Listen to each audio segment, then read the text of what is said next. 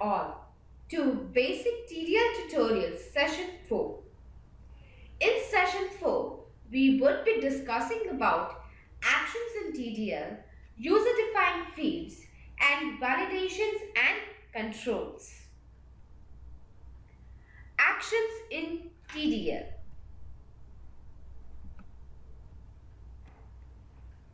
TDL is an event-driven language.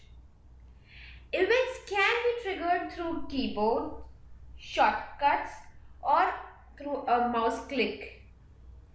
In an event, some predefined actions get executed. For example, when you press a Control A in a voucher screen, it accepts the entry. You press Escape and it quits the form. You press F1 and a screen opens for you to select the company. So actions are activators of a specific task with a definite result. An action always originates from a user interface. A button or a key allows the programmer to associate an action against an event. An event can trigger a series of actions. Could be an action or could be multiple actions. Each action can further contain or be a chain of more actions. So the user clicks on the mouse or the keyboard, an event occurs, triggers the action. This triggering of action could be more than one and passed to the system, and system based on the action specified for that event is returned. The action list can be multiple and the key or the button definition allows the programmer to associate an action against an event. So when I say Control A, that is the action and the event is to accept the voucher entry. Actions is identified by its name like create, display, fields next, execute, print. Depending upon the kind of action it is, there are certain optional parameters for few actions. Actions can be classified into two broad categories: object-specific actions and global actions. Global actions are not specific to any user interface object. For example, when we say display, what does it display? It displays a report. When I say create, it creates an object and it opens a report. Execute, alter, menu. So when we write menu, it opens a menu. They perform the action specified irrespective of the user interface. The global actions are performed on a menu or a report. Global actions can be originated from menu, as we have already seen the menu in which we were writing display. At the menu definition, we were writing action display. So display is an action. So we've already seen display. At button level, we have also created a button and we have seen there is an attribute called action : and there is a series of actions available, and this action can be global actions. And at field level, you can specify an action. And whatever action is specified at this, the global actions, these actions can be performed only on report or menu. For example, create, report name, then display, report name, print, report name, alter, report name, menu, menu name. So global actions are not not specific to any user interface object. Global actions can be originated by menu, button, key, or a field. Global actions are performed on a report or a menu. Create, display, alter, print, print collection, display collection. All these are a global actions. Object-specific actions are actions which can act upon a specific user interface object. So when you talk about user interface objects, this could be form, line, field. For example, when you press tab, it moves to the right of the field. You press down arrow key, it moves to the next line. So these are object-specific actions. So for example, line down is a part-specific action. Since part owns multiple lines, an individual line cannot move the current focus to the subsequent lines.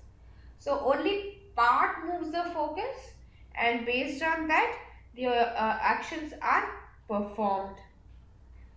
So object-specific actions are actions specific to any user interface object. Object-specific actions can be originated at menu, form, line, and field. So global actions can be at menu, button, and field. Global actions are at menu, button, field.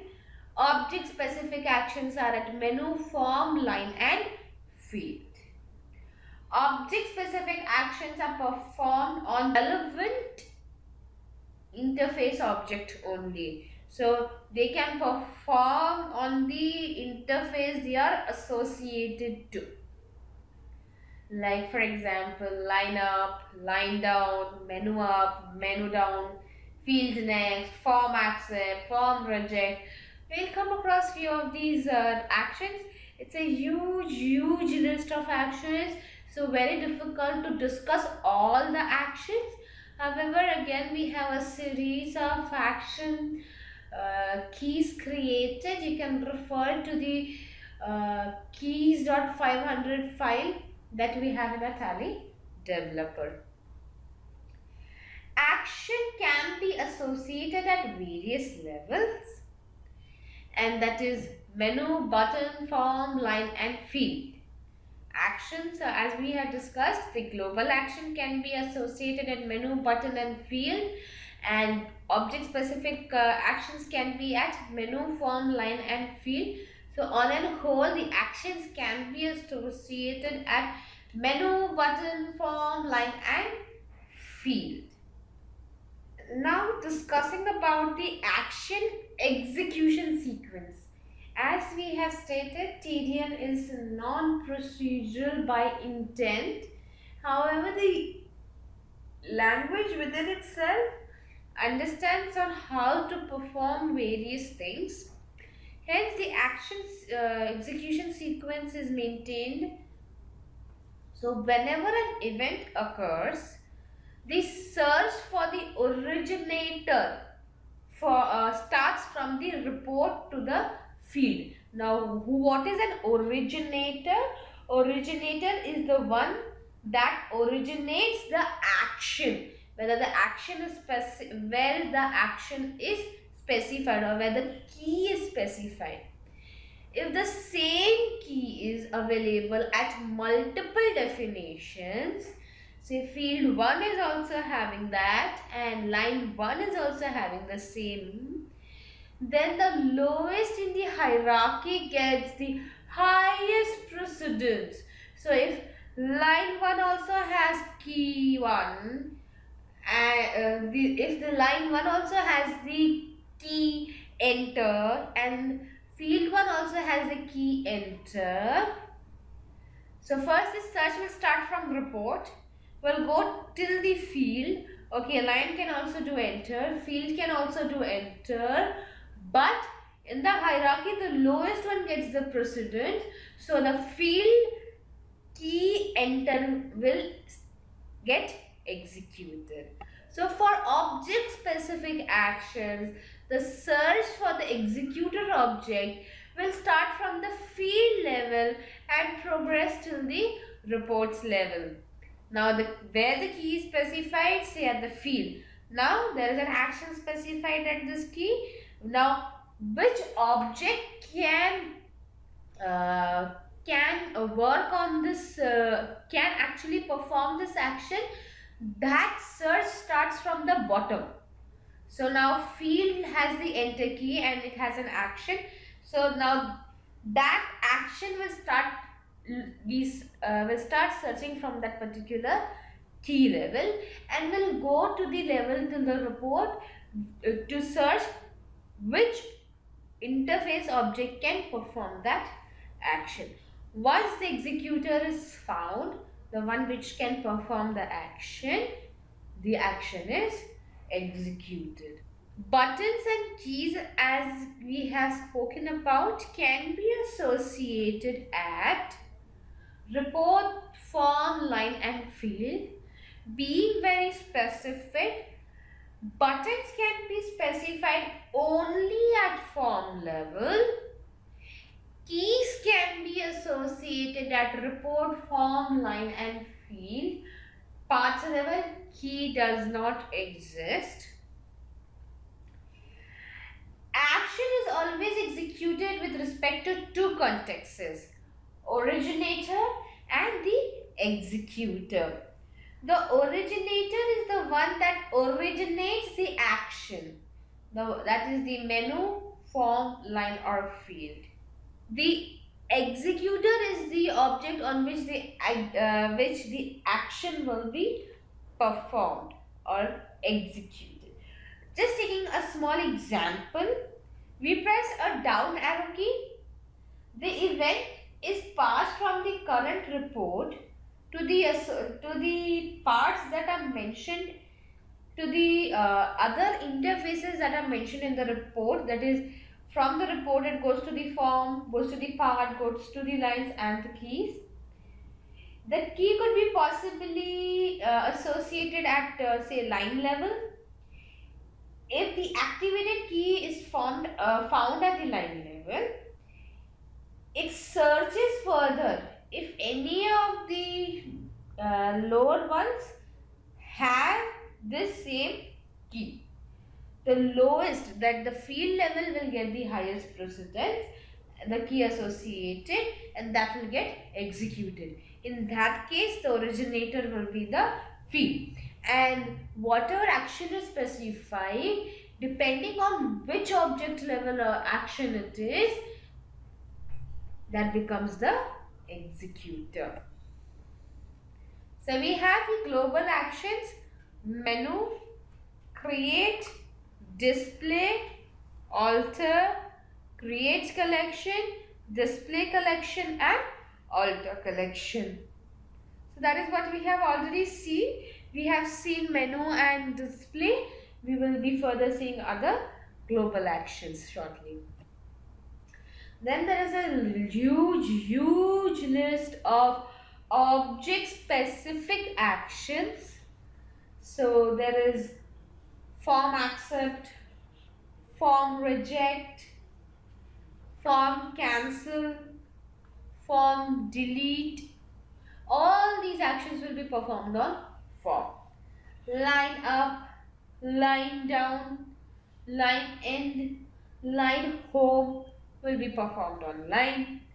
Menu up, menu down, menu reject, menu accept, all this will work on menu.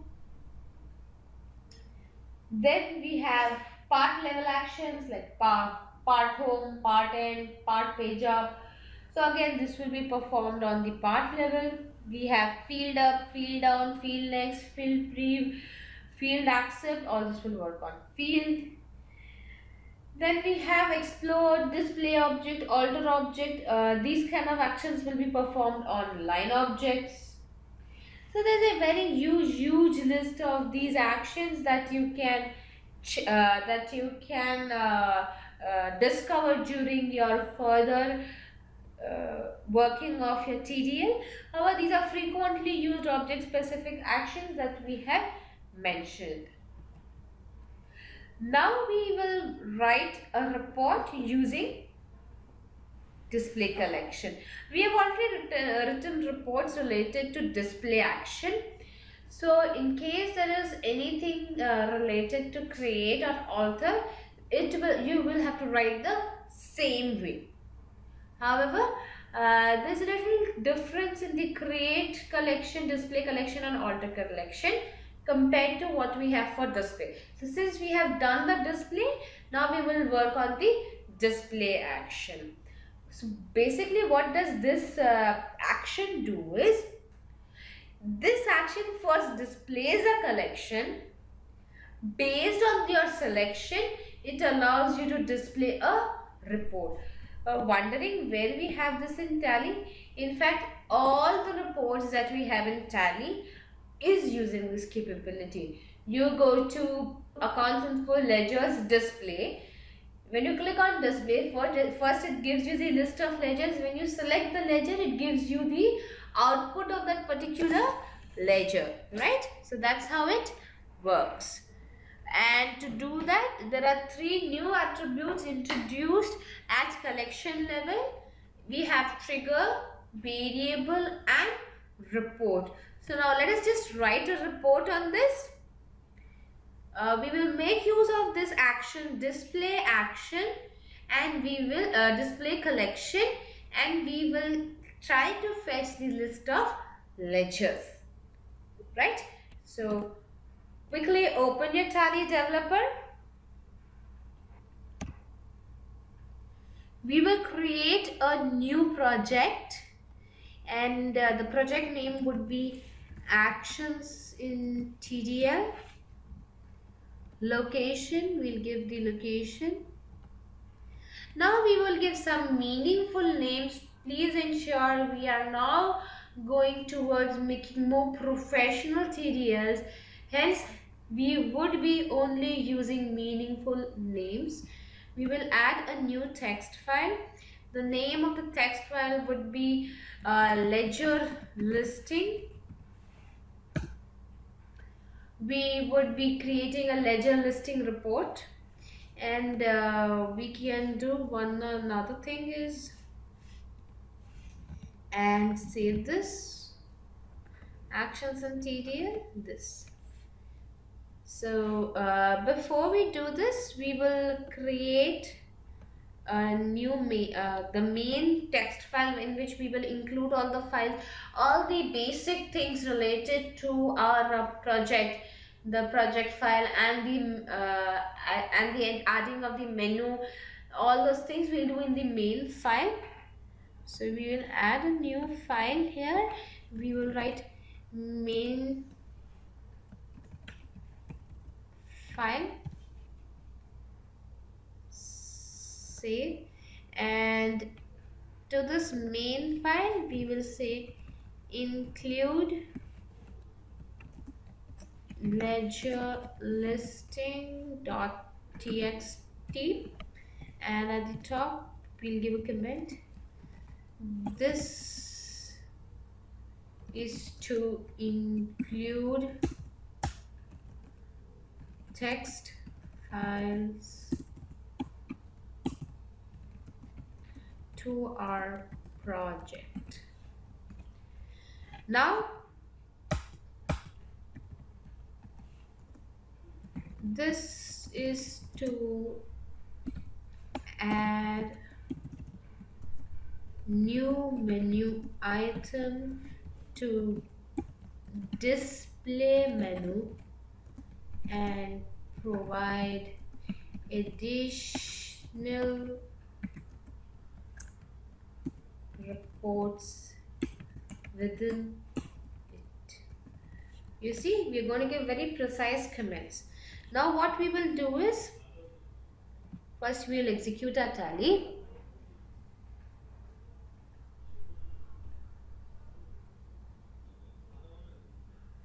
Tally is executed,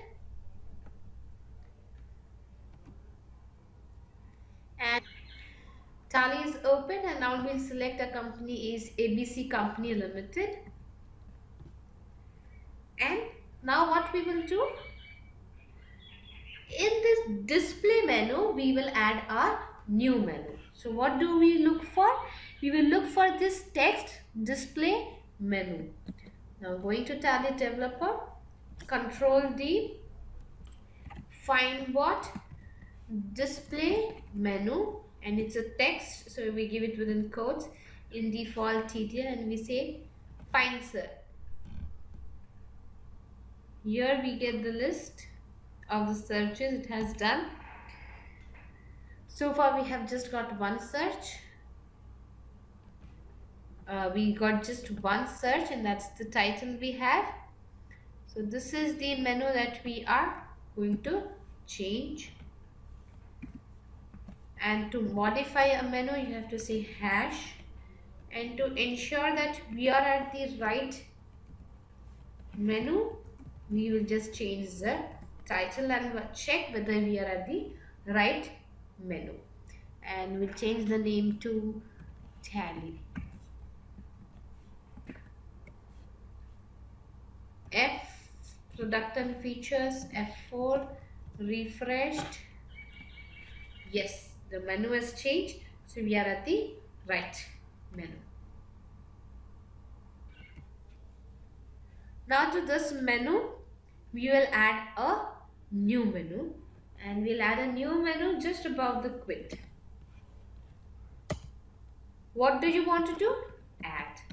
What do you want to add? Key item. Where do you want to add? Before allow C quit. What do you want to add? Actions in TDL.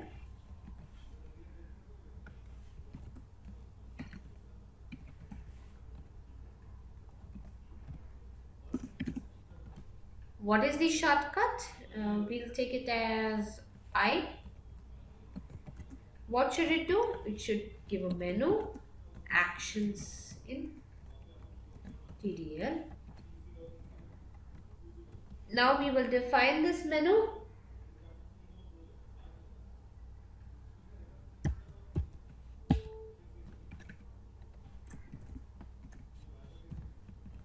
Now to this menu, we will say key item, ledger lists, L. Generally we use write display, right? However, there is a small change here. We will write display collection, and instead of stating the name of the collection, the name of the report, we will be mentioning the name of a collection, ledger name collection. When writing this collection word is not important, but this would be very useful for us as a beginner. You will understand where this definition hits. So when you write an action display collection, it accepts the name of a collection. I repeat, ledger name collection. We can just simply write collection. This is also fairly okay. Display collection takes the name of a collection. This is name of a collection. As a beginner, what we will do is we will mention the collection as the term, so that we know that this is for the collection name. So now we will create our collection, because you see, before we actually get the ledger report, we get the list of that ledgers. That is nothing but a collection. So collection name. Now what do you want to show in this collection? I want to show ledger. Okay. Now if you look in Tally, accounts info, ledgers, display. Where is this collection shown?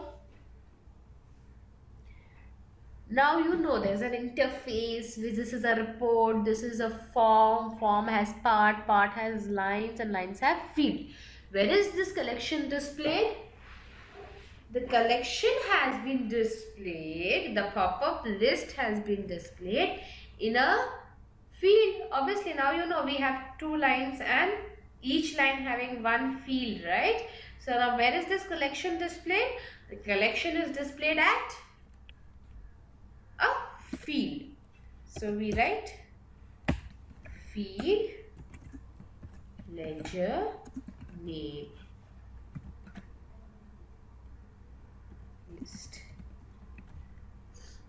The attribute, now obviously there has to be that connectivity. We're talking about object contexts, object associations in session 3. So if a data object has to get connected to interface object, there has to be an attribute. So the attribute to show this collection as the pop-up list in this field is a table,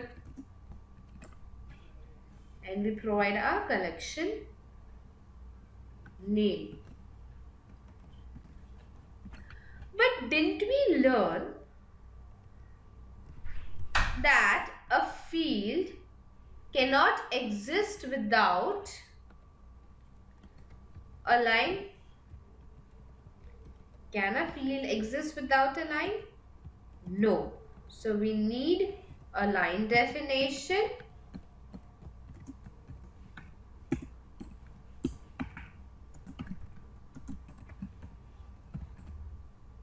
And line contains field,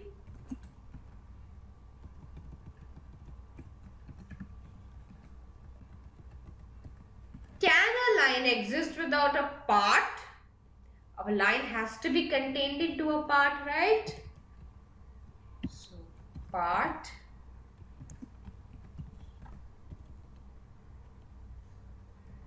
declares, we'll be using this line.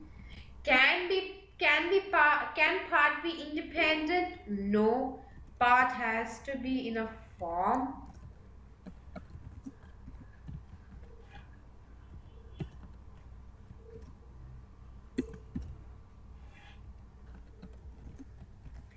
Can form be independent? No, it has to be in a report.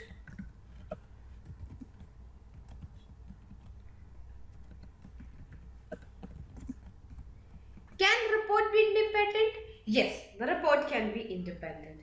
But although here we have stated that this collection will be displayed in this field as a table, that is the connectivity from one side.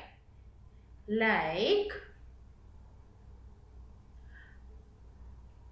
we know that we have paid our income tax, right? So that is one way information. But until and unless we do not file our income tax returns and we don't get an acknowledgement mail, that entire cycle is not completed. If you do not file your income tax returns, how will the government know that you have filed your income tax? So this is filing your income tax.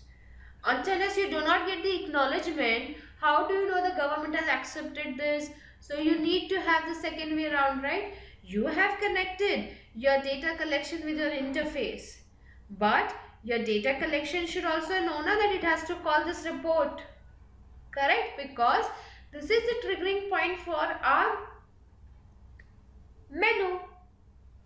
This is the trigger point for a menu. So how does it know that? So the attribute to identify that the collection will trigger report.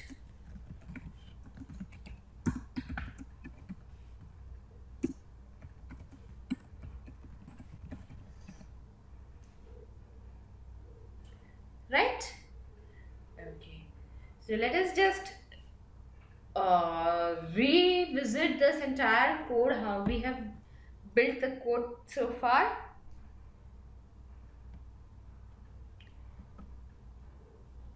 We added a key item, ledger list, hotkey is L, display collection. Which collection? Ledger name collection. That is a control left click that I did to go to the definition. Now what do you want to do? I want to show list of ledger.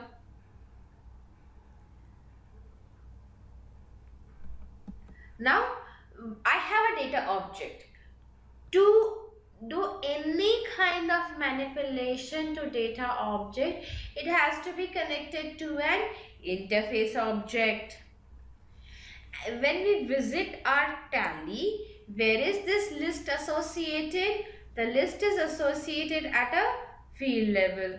So we created a field, and the attribute to call that data object into this interface object is table, and that table is connected. But field cannot be an independent interface object. It has to be contained by a line, so we define a line. Now line cannot be an independent interface object, so we have to define a path which contains that line. Path cannot be independent. It has to be contained by a form. Form cannot be independent. It has to be contained by a report. Report can be independent.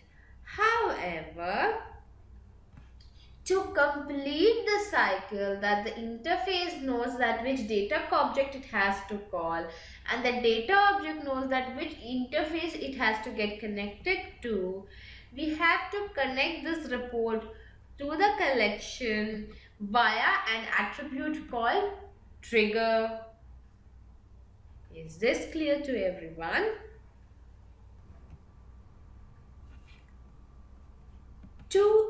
Now this entire creation of table has been done so that when we select something here, we can pass it on to another report or something that will help us to do that.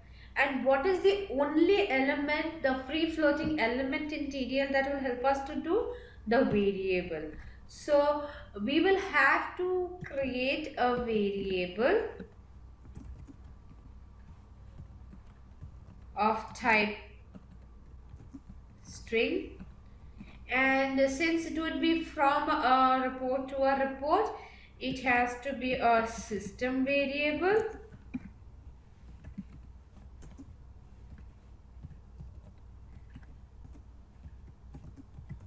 And empty value. We do not want to give any initial value.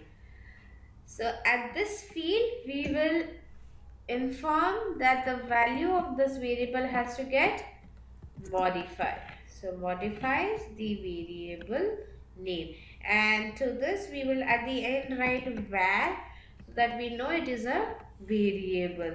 Or what we will do is instead of writing like this, we'll just prefix it with SV, which means system variable. SV, system variable, and here also SV again. But the connector between the report that you will see on your screen for selection and the report that you will see after the selection, the report for the selection and report after the selection, these are two different interfaces. The connector between these two is the collection. Hence you will have to inform the collection you need to use this variable, and what will happen is this is going to display the list. This report will display the list, and now we will need one more report which will actually display the data, and the attribute to display that is report.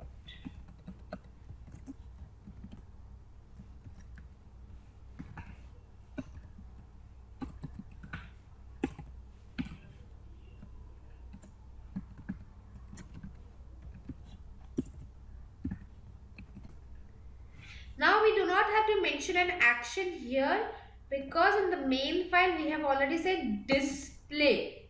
This means the report that is going to open after the selection has to be displayed, and this report has to be displayed after this collection is being executed. So first this collection gets executed, it triggers the report.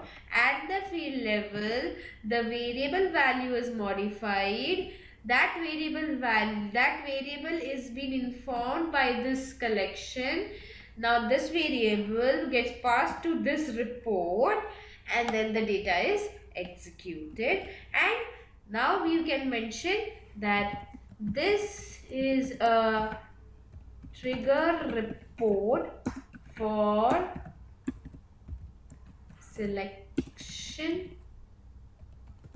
of our ledger. And now we will create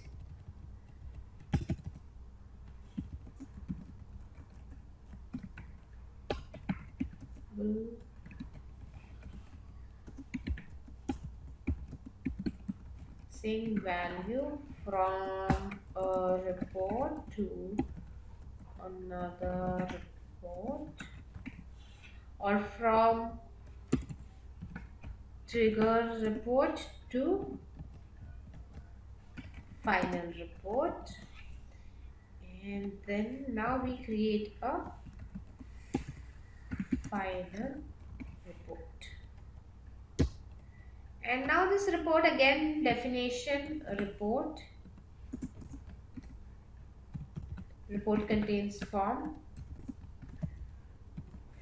definition, form contains part definition, part contains line definition, line contains field definition,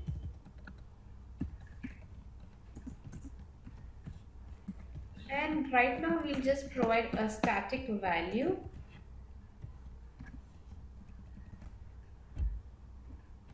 First, now we'll see at least are we getting the list, and when you select on the list, does this report open? That is what we have to test. So now we open Tally, F product and features, F4, accept, display, actions in TDL, ledger list. We aren't getting our list, is it? Let me just try to type something. Say L. Oh, I got the list. But it is just allowing me to type one letter at the field level. You see? T. H. So it's just allowing me to type one letter. So what we will do is, we will provide a width to our field where we are getting the data.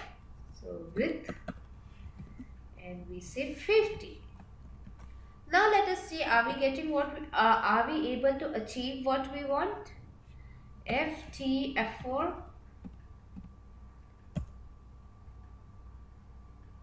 No, the field width hasn't increased. FT F4, refresh. Yes, now it is increased. The width of the field has increased. Now let me type THE. No, the width has increased, but still the number of characters allowed isn't increased. So the width only increases the size of the field and not the number of characters in the field. For number of characters in a field, you need to make use of an attribute called max, in which you can provide the number of characters allowed. Now refresh. We'll just save all the file once. F4 control A. Now THE. You see this? Now it is allowing us, and now when I select this, it is going to the next report. We'll just beautify this something more. About this, one very important thing, the form is centrally aligned. We'll align it at the top. So vertically we want to align it at the top. So at the form level of the trigger, we will write vertical, align, top, and horizontal how you want. Horizontally align, center. If you don't want to change, see center. If you want to change, give something different. So let us see, has it changed? FTF4. So form is on the top.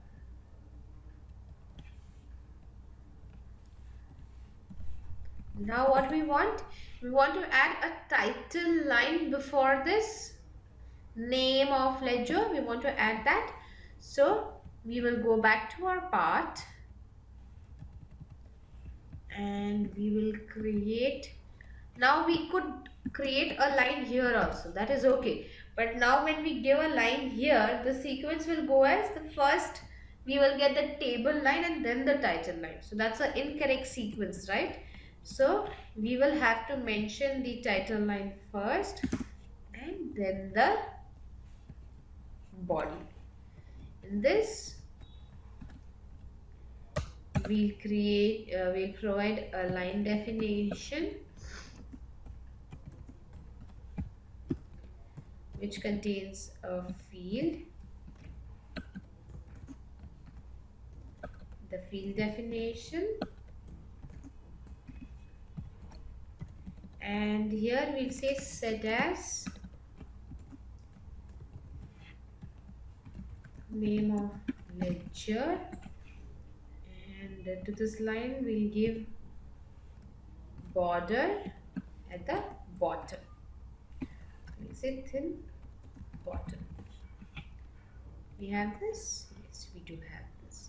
That's a check that you can do on the definition. Control left click and it will take you to that definition. So it exists. So now let's see how is this showing us. FTF4. The cursor has gone to the title line. 2.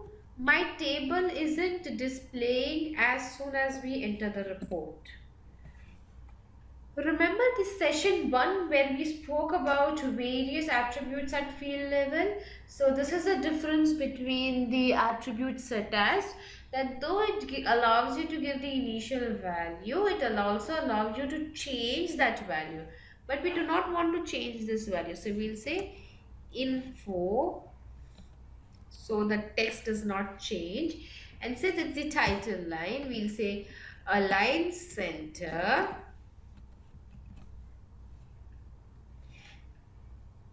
And the table attribute, currently the table isn't showing, so we'll say show the table when always. So we refresh.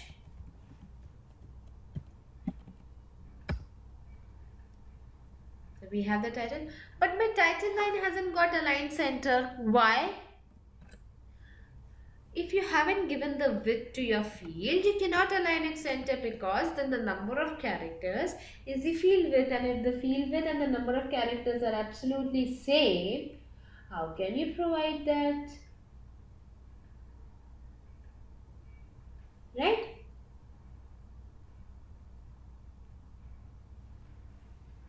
So you give the field width, and we'll give the same width as our width in the second field, so that they match with each other. So on width align center, and this is our title line, so we will also give style and make it bold. So we'll say normal, bold. Now see, better. Right now you cannot see the line that we have between these two lines. So what we will do is, in the title line we will say space bottom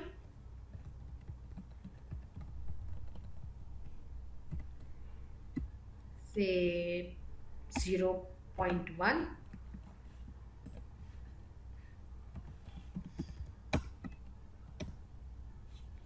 We don't see the difference, right? So we'll say 1, refresh.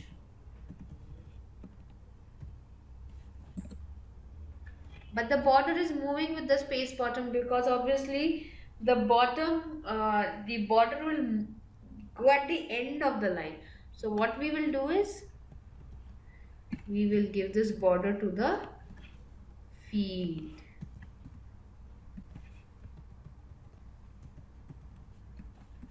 Now see the difference, right? So you can see the difference. Now a few more changes. The title of this report should be select ledger name. So the report title,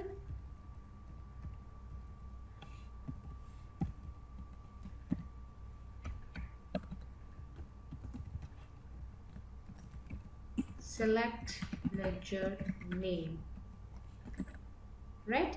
And if you look, the collection also, it's giving a ledger name collection, that's the definition name, right? So what we'll do is, even to this collection you can give a title, and you can say list of ledgers.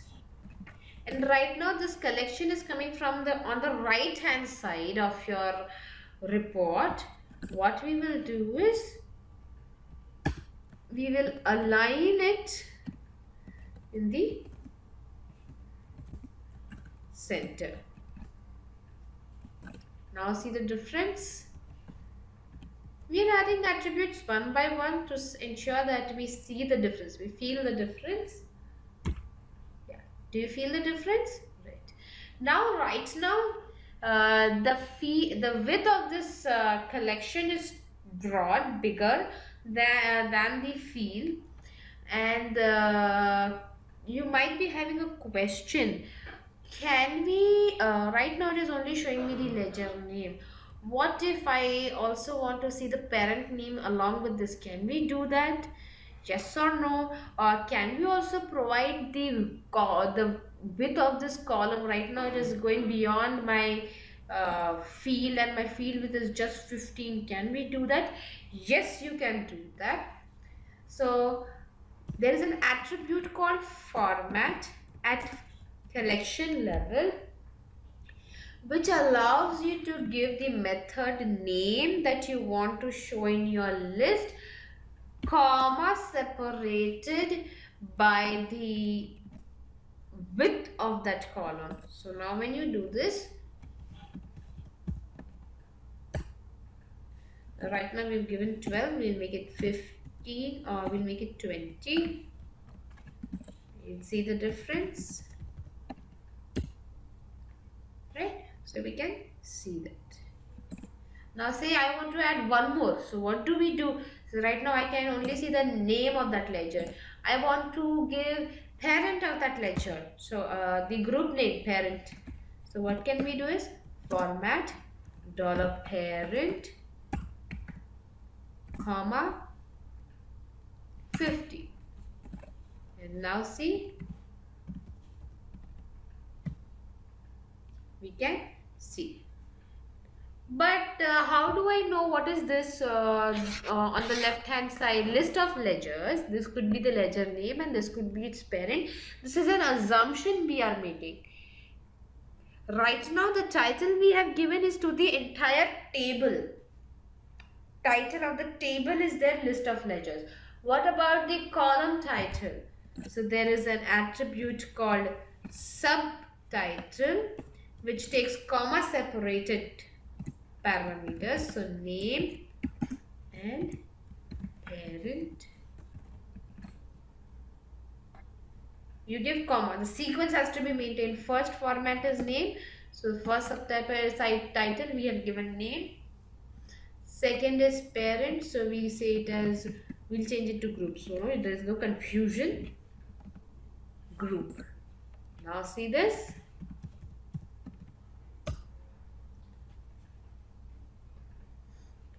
No, you cannot align the titles to the center. It will remain as it is. Okay, so you can see this. And now when we select this, the modified value should come to this second report. So now we will start doing the beautification of the second report, starting with its title line. So what do? Is we go to the second report, title line.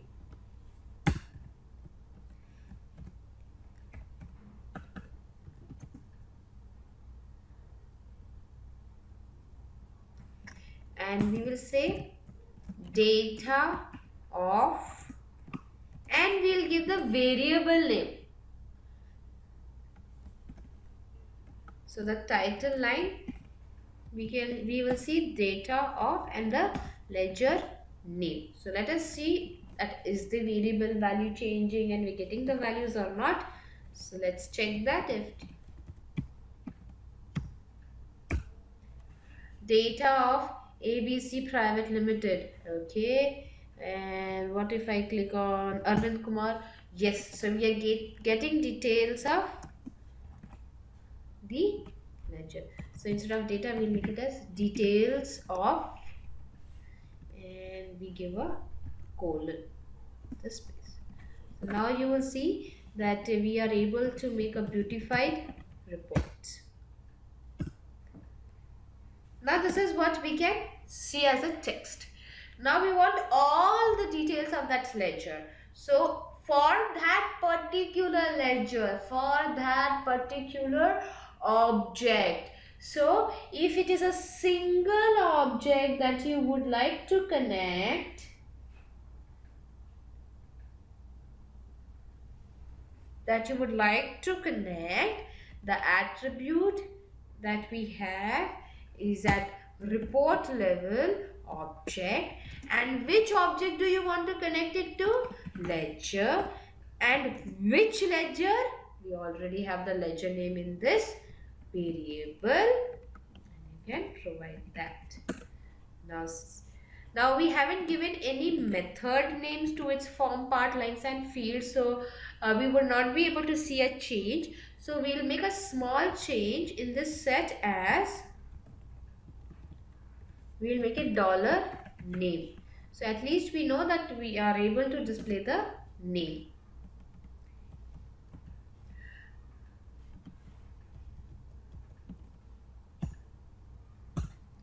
Yes, we are able to display the name. This means the object is connected, right? So gradually what you can do is, you can keep adding more fields to it, and every field you can get the method name. Now how do I get the method name? Very simple. Schema, ledger object. The one that you see in the notebook kind of thing is the method name. This is the sub collection of that object, green books. Double click, expand it. This is the object of this collection. Double click on it. These are the methods of that object. So the frequently used collection for our ledger object is bill allocations, which contains an object called ledger bill allocations, and it has bill methods of bill credit period, bill date, which has sub collection of interest collection in case interest is activated.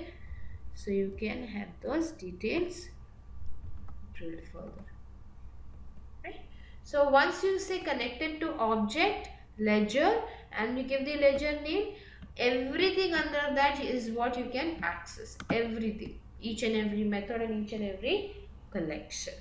So this is how a display collection works. Now similarly, say you wanted to change, you wanted an alter report. Simple thing that you have to do is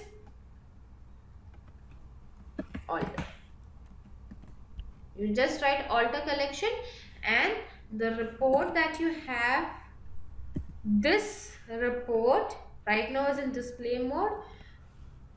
We have written just alter collection here, and the report will open in the alter mode, and you can do changes.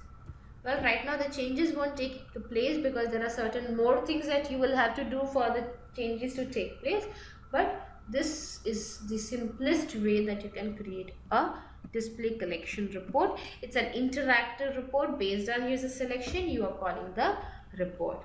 So more or less there are a lot of things we have added to this report. So we'll do a quick recap of what we have done in this display collection. Add key item, item name, hotkey, action, display collection. Why we wrote display collection? Because first we want the collection to be listed. Based on selection we want to display the report. So display collection, collection name. So we went to the collection creation.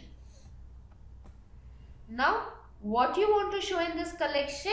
We wanted to show ledger. So we gave the data type as ledger. But every data object has to be connected to an interface object. Then only you can see the data or manipulate the data. Then in Tally, when we saw the default Tally reports, all this data is connected at field level. So we added at field level an attribute called table and provided the collection name. But can the field definition exist on its own? Can it be independent? No. It has to be contained by a line. Line is the container of the field. So we defined a line definition with the field container. Can a line definition be independent? No. It has to be a part. It has to be contained by a part. So we have a part definition with the line and declarations. Can part exist on its own? No, it has to be contained by a form. So we made a form definition. Now, can the form exist on its own independently? No, it has to be contained by a report. Can a report be contained by its? Can report be independent? Yes, the report can be independent. However, the container, the action that is being called from the menu definition does know this collection. It's a data collection, but it does not know which interface to be called. Hence, at the collection level, there is an attribute called trigger which calls the report, and this report is called only for the selection of the selection of the ledger. Now, when we select a value in this field, it should move to the next report, and the only free element that can move from an object to an object, irrespective of interface object or data object, the only free floating element is variable.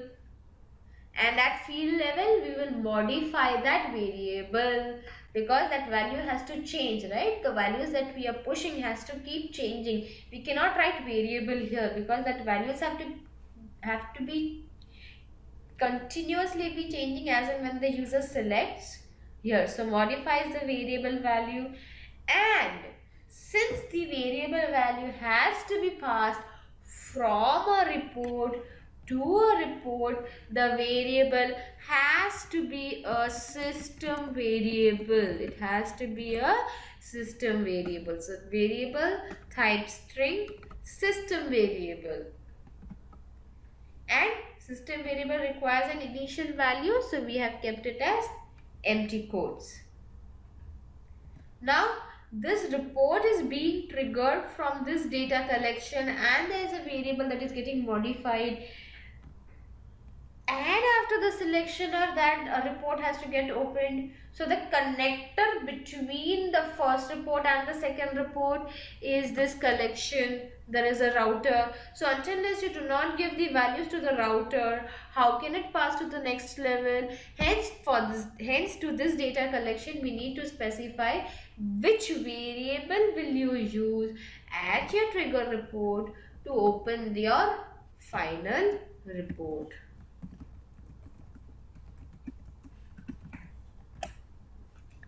At final report is very simple. It is report form part line field. Now I want to display the data of the selected ledger. So that is only one ledger object value that we need. Since it is just one ledger values that we need, one ledger object values that we need, at report definition we have provided object colon ledger colon the ledger variable value, that is the identifier of this ledger name. While we were creating this field, we identified there were certain shortfalls. One, since there is no text in this field, the size of this field width was 1, and it allowed us to push in just one character. To increase the size of the field, we have to make use of the width attribute. However, this only increases the field size but does not allow us to give more characters. To provide more characters, you need to use the attribute max. With the attribute max, you can give more characters. So you have the lower limit of number of characters is by default 1 if you do not provide the max attribute. If you provide the max attribute, you can give these many number of characters. Then to every report we gave a title, and similarly we can also give a title to our collection. Then by default the table was coming on the right hand side of the field. We wanted it to be at the center, so we said align center. Format is as good as a set as at field level. Field level, if you want to display the data, you write a set as. Collection as a table, when you want to display the data, the attribute is format colon the method name or the method formula comma the width of the column. So format colon dollar name comma 20, that is the width of the name field, and parent is the group name of the ledger with the width of 15. Title will give the title to that entire table. If you want to give the title to the individual columns, then the attribute is subtitle, and with these few attributes added, we have been able to make this wonderful report.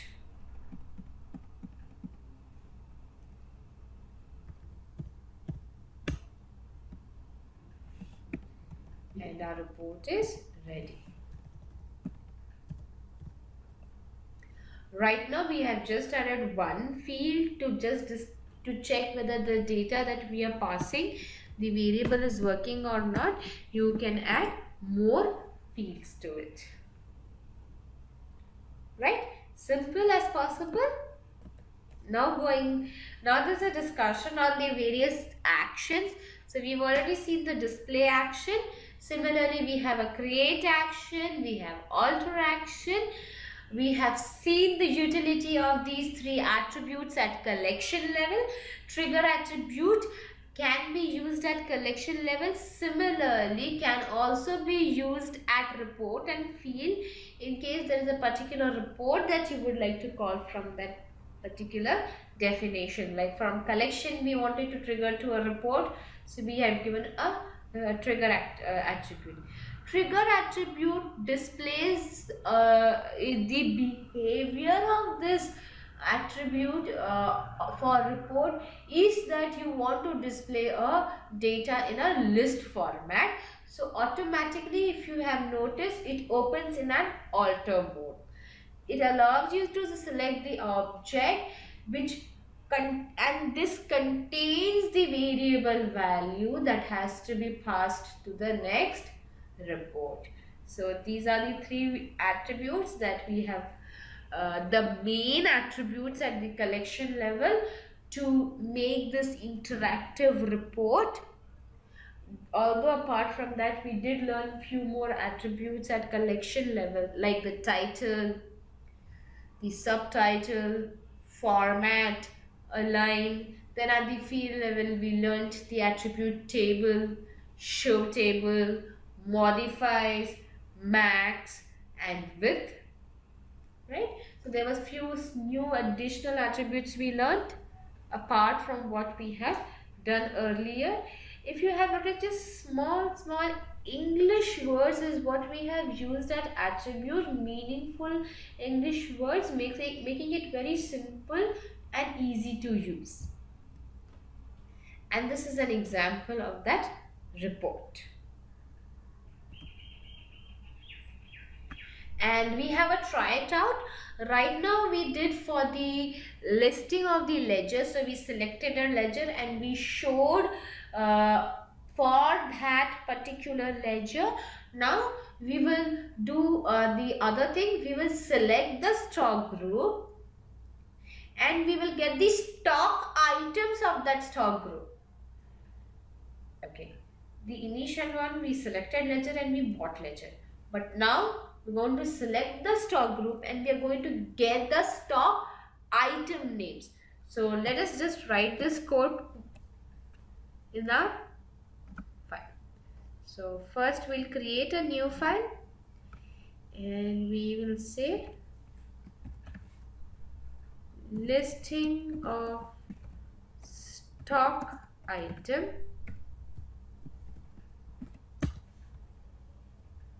include this file in the main file.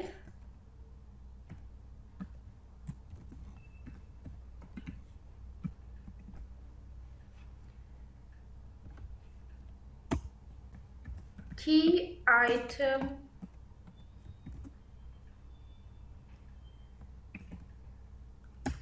list of stock item S display collection. Now what collection are we going to first display? The stock groups. So we'll say STKGRP call. We can give some more meaningful name. So it indicates that this is a collection of stock group.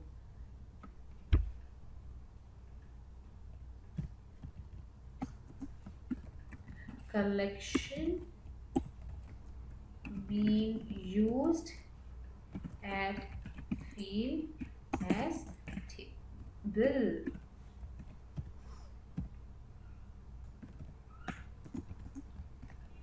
Now what would be the object type? So this is the primary object types. So our object type would be stock group. Type stock group.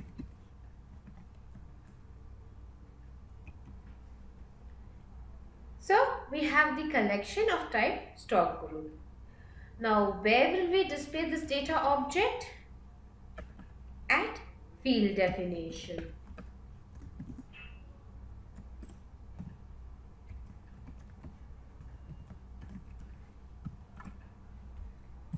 And the attribute would be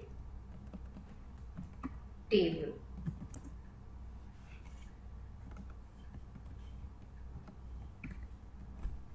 Can this field be an independent entity?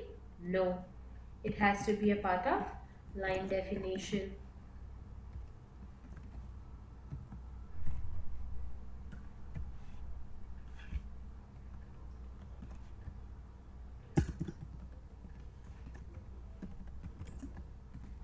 Can the line be independent? No, it has to be a part of part definition.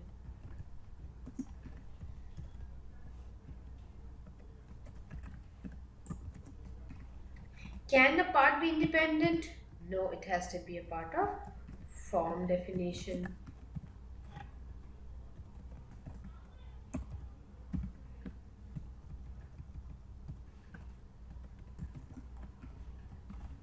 Can a form be independent? No, it has to be a part of report definition.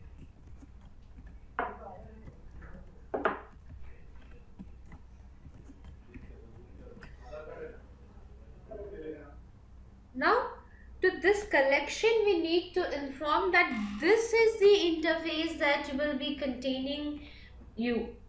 The collection has to be contained by an interface, but we will need to inform this data collection that you would be holding this interface, and that is through the attribute trigger. When we change a value in this field, it should get pushed. So the only so it is report 1 is one interface, report 2 is another interface. So there is one trigger report, there will be another to report to display. So we have two different reports.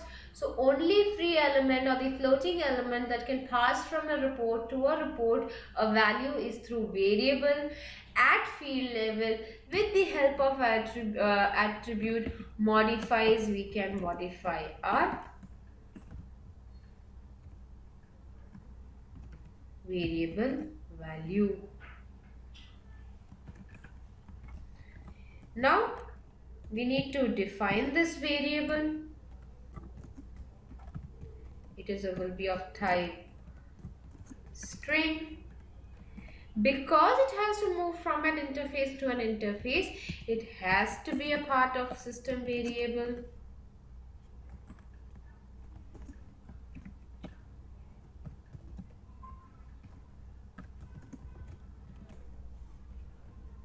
Now, this definition is going to modify this variable, which has to pass to this data collection. The data collection should also be aware of that. So, variable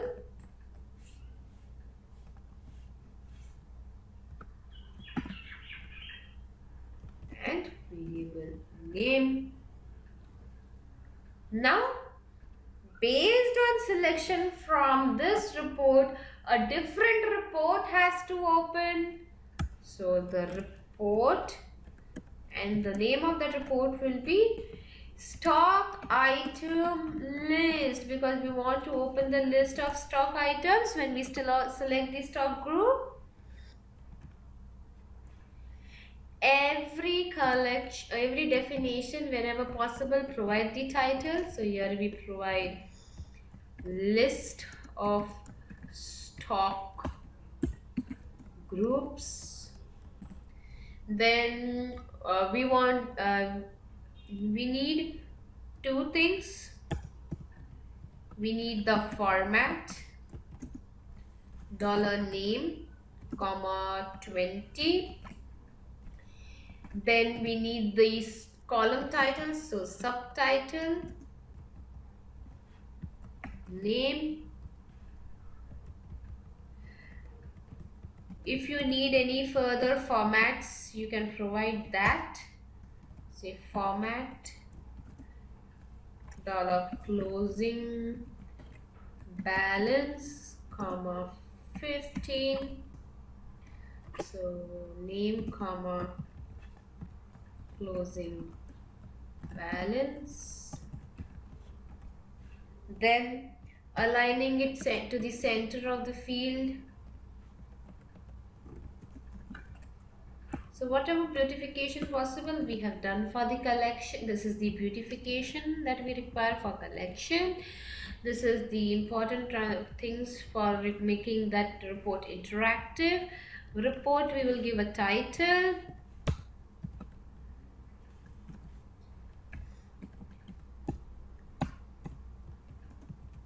Select stock group.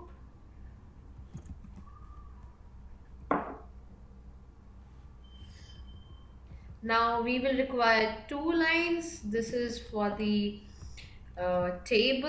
This is for the table, and we need one title line.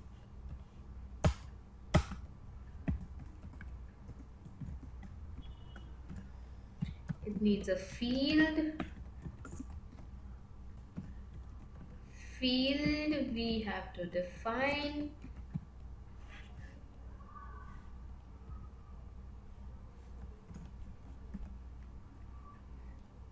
For us, T here stands for title.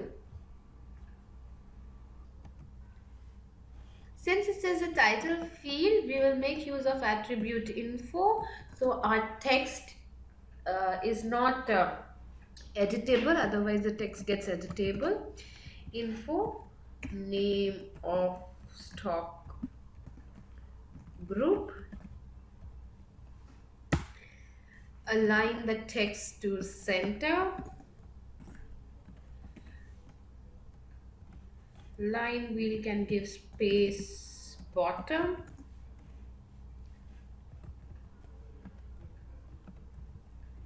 Then style, we will give it as normal bold, and we'll give a border thin bottom. So whatever I think we need for our title line is done, and this is our line where we'll have the data. He had just given table. When you want to show the table, show table always. We haven't given the width, so we'll give width according to what we have given here. It's 20 plus 15, 35. So we'll give the field width as 40, so we can see it aligned properly. So width 40, and same way for this field, width 40, max for number of characters 251. Anything else? Yes, we have to align our form also at the center, top center. So vertical align top,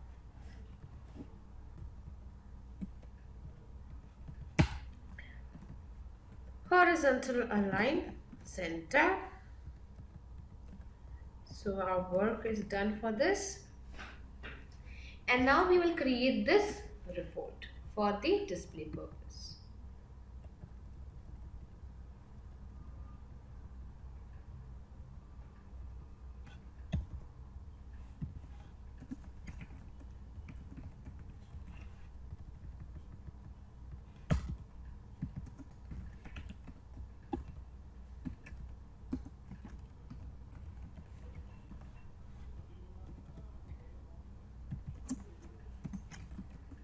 Report is for display of stock item based on selected stock group. Report stock item. The report stock item list. Form stock item list, and we'll give the title title list of stock item for the group variable name, because the group will keep changing every time, right? So for that we have done this. Now we will how many stock items do we want to retrieve based on stock group selection?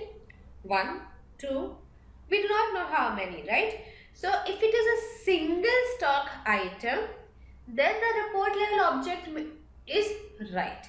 However, since it is multiple stock items, we will make use the attribute called repeat, and that repeat would be at the part level. So we'll have a form definition. This form will have a part. This part, now how many lines should we provide? 1, 2, 3. We'll provide 2 lines. 1 line for the title and second line where we will display the data. You remember in session 3 we spoke about in the objects and collections we spoke about an attribute called repeat. This repeat would be on the second line, because first we want on the top we want the title line and then we want the body line. Repeat on a stock item collection, we need the collection, right? And with every repeat a scroll is mandatory. We'll just create the collection.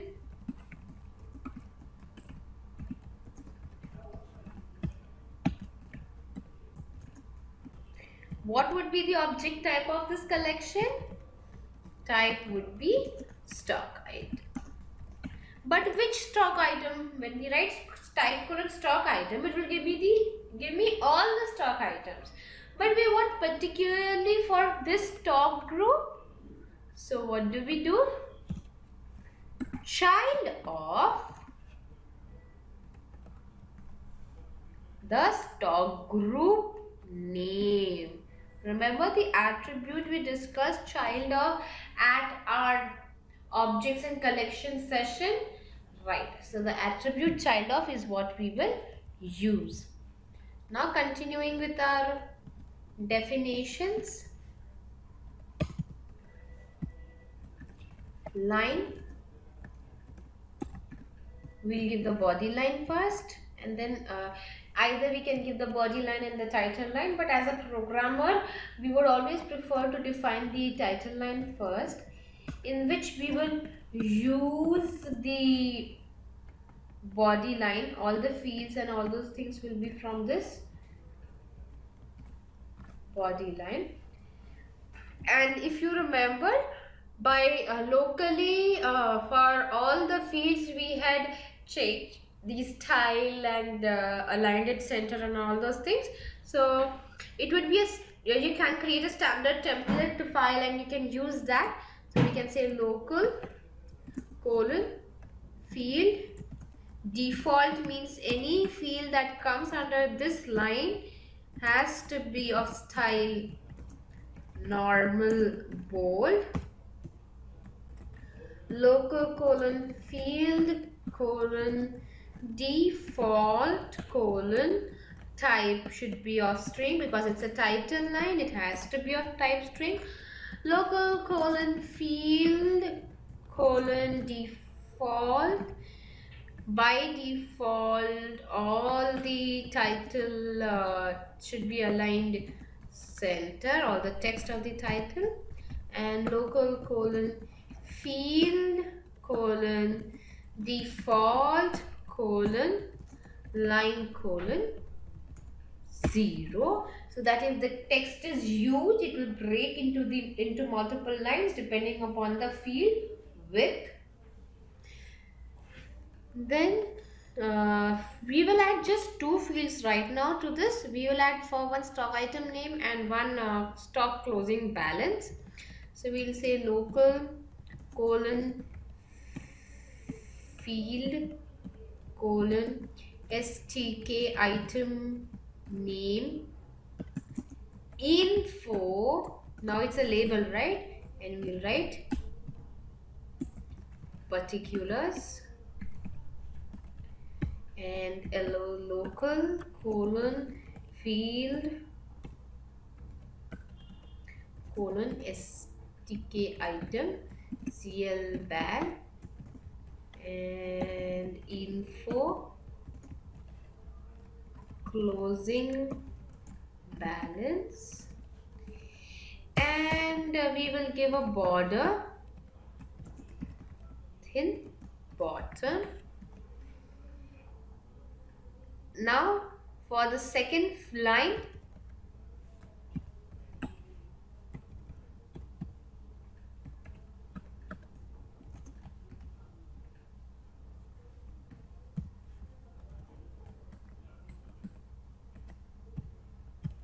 we will have two fields, stk item name and this.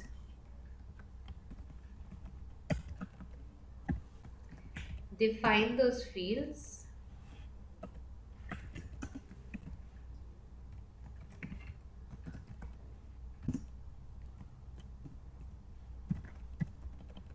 And set as, so the method for stock item name is $name, and definitely we will provide a width to this field, and say maximum width we'll give is as 35, and we will give another field and we will say stock item cl bal. Now what kind of balance would a stock item have? Set as dollar closing balance, and the width we will give as say 20. The data type for this field would be type string, and the data type, so what would be the closing balance data type for a stock item? Of quantity. So 20 is an error. So hopefully we have done more or less whatever is required for our code. So let us just refresh Tally and check.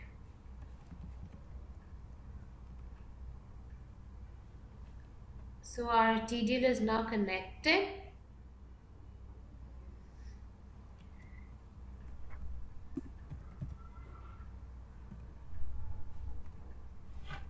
Here it is, list of stock item. We are getting our stock group names, and we select a stock group and we are getting the items under it with their closing balance. However, if you notice, we are getting only those items which are directly available under that particular group. So what do we do is, along with the stock item collection here, child of, we will also give belongs to yes. Now see the difference?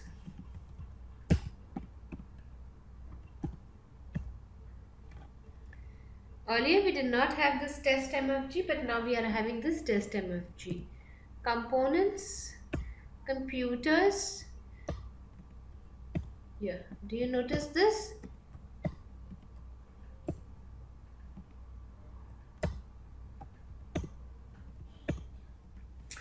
We'll do one more thing. We'll add one more column to this.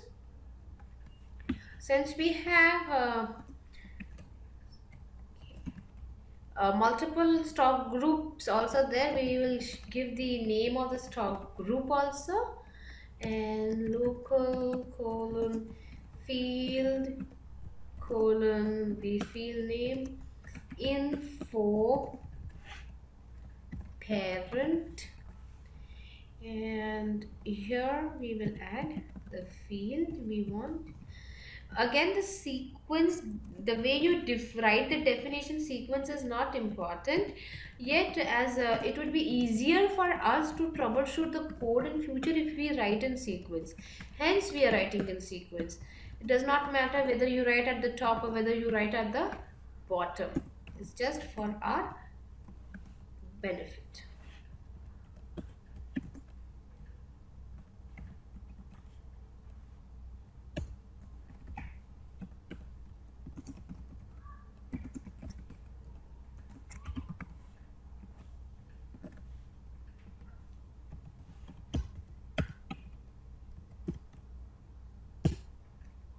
Here, accessories, components. Here, only one item is there in computers. These two are in under HCL and IBM. So we understand HCL is also a group available in computers. And you see we don't have our borders clear properly mentioned here. So at part level, we will skip common borders. Yes.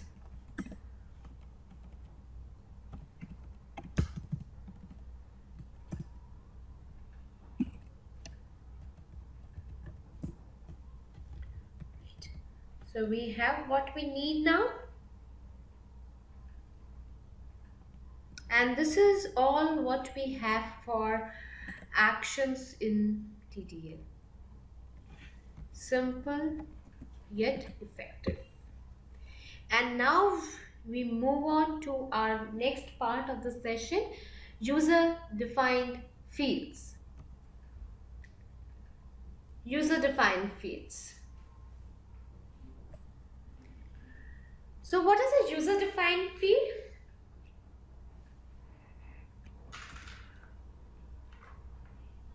So as we have discussed earlier, Tally ERP9 has ERP9 has a structure of an object like a tree. The structure of an object, the data type and the storages are required in order to store data, and that structure is predefined by platform.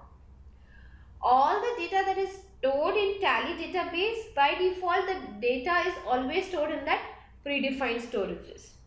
However, depending upon the customer requirement, you will have to add additional fields, and the data added to this additional fields should get added to the database. Hence, we require a UDF. A UDF has a storage component that is defined by the user. User-defined fields are stored in the context of the current object. So wherever you add the field, every report, by now you should have a clear idea that every report that exists in Tally has a data context, has an object context. So you do not have to provide any additional data context to the available reports. So wherever you add the field, whichever screen you add the field, whichever report you add the field, the data context automatically is picked up by that field. That field can be of any data type such as string, amount, quantity, rate, number, date, rate of exchange, logical. Only defining the UDF does not serve the purpose until and unless you are associating it to one of the internal objects. You cannot have an individual object created of your own.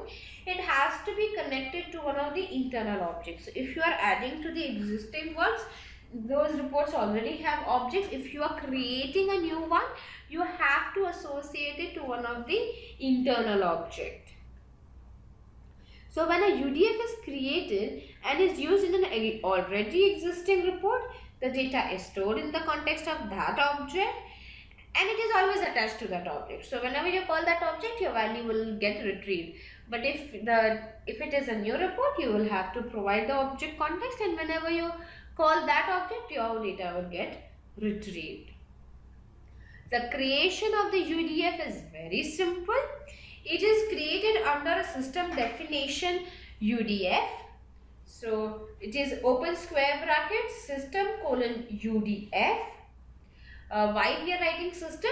Obviously it has to get stored with your database, so that is the reason why it is under the definition of system UDF.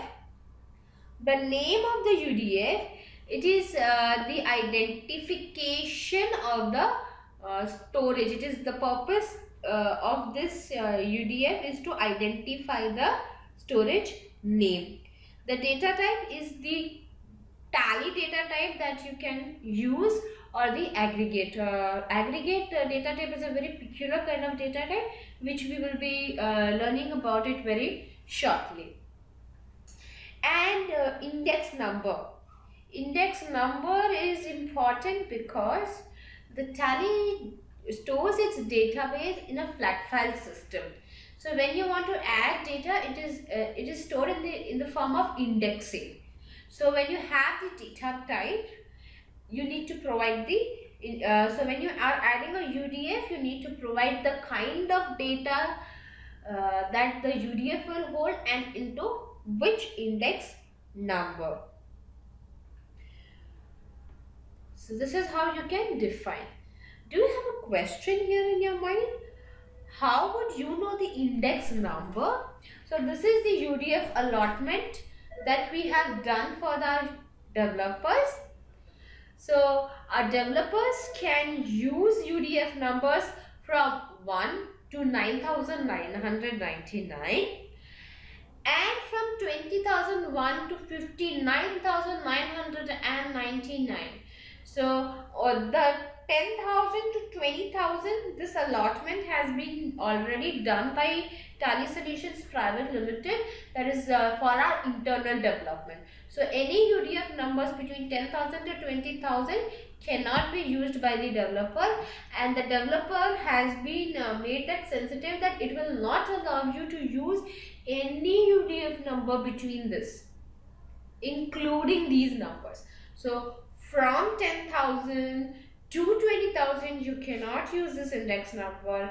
Rest all the index numbers from 1 to 9,999 can be used, and 20,001 from 20,001 to 59,999 can be used.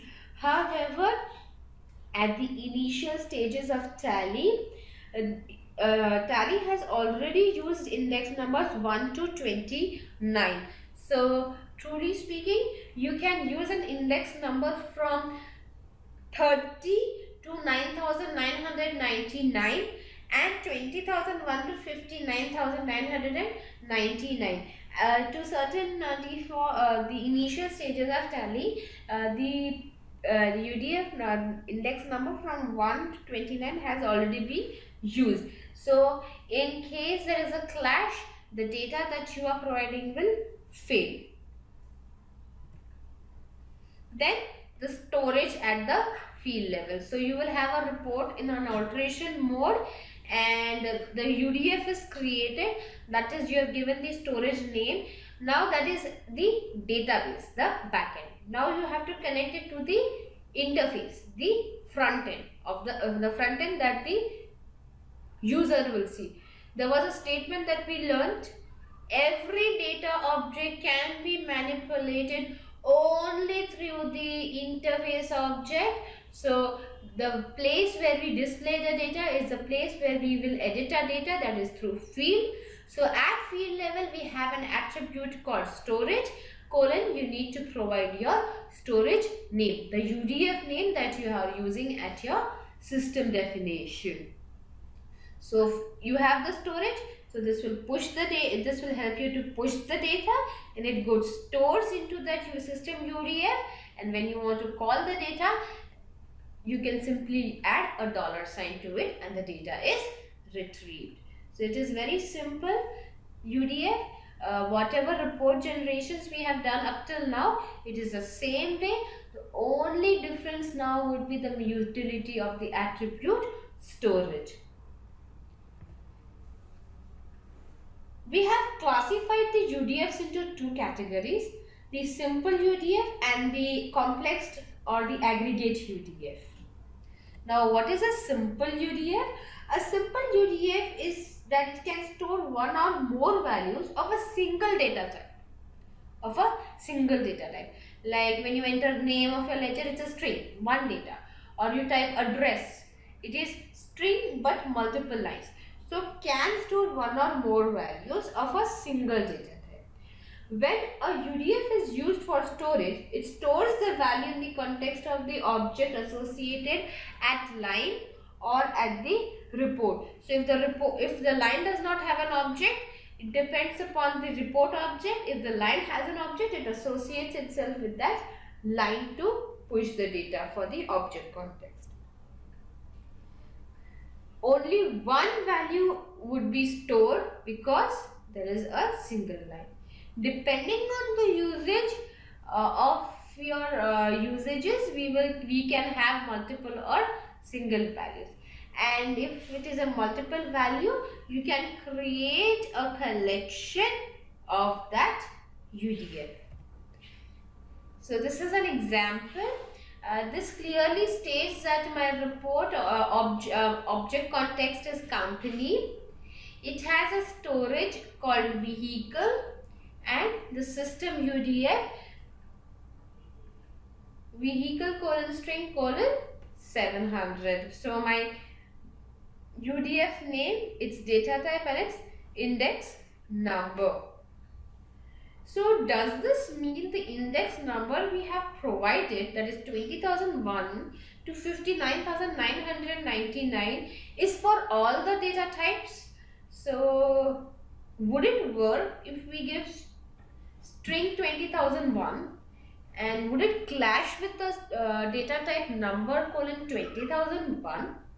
Say I have a UDF name vehicle : string 700. Now we provide vehicle number : type number and give 700 to that. Will it clash or will it work? Well, the index number ranges that we have provided is for each data type. So you can provide a string data type from 20,001 to 59,999. Number data type also can be provided from 20,001 to 59,999. Date can be provided from 20,001 to 59,999. Truly speaking, from 1 to 59,999. Because we have reserved, you cannot use. Otherwise, yes, you can use. So each data type has its own set of one entire index. And you can create a data. So now let us just create a module. So we'll make a practical module which will help us to give a better understanding on how to use each of these UDFs. So we will just create a new project. We'll close all files and we go to the project pane. And we close all projects. We will quit our Tally. We'll create a new project by the name of agent module. Provide our location. Adding a new file, agent module main, and we'll just create one more file, and we will first make use of this. We want to add an option in our accounting features, right? So we'll give the name as such is enabling module.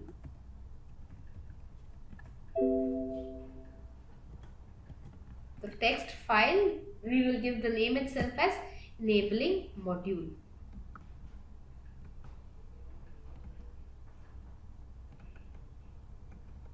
Now to this main file, we will include our file.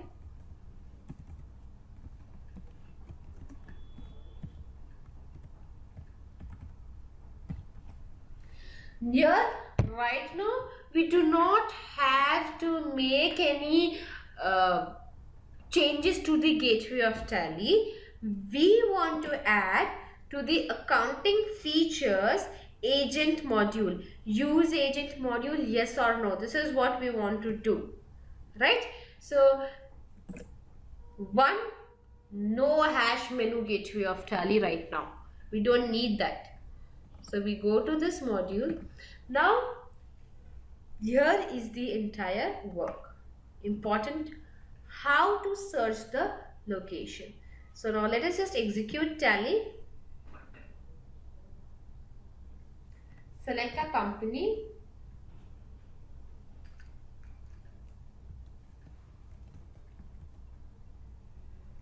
F11 accounting features. Now this is our accounting features screen. Okay.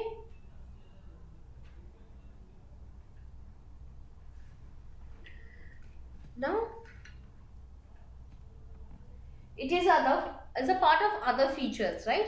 It is nothing to do with the general or invoicing or banking feature or anything, right? It's a part of our other features.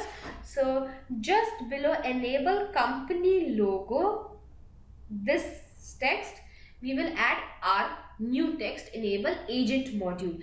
So what we will do is we will try to search for this text. This will make our work easier because enable company logo isn't available at many places. So Control D, enable company logo.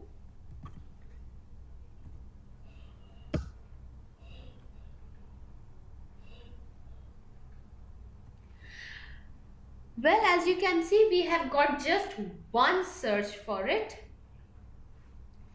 And it says, okay, median prompt, CMP company logo, enable company logo. So we got the line where it exists. Now, think, what do you want to add? You want to add field to it, then you can modify this line.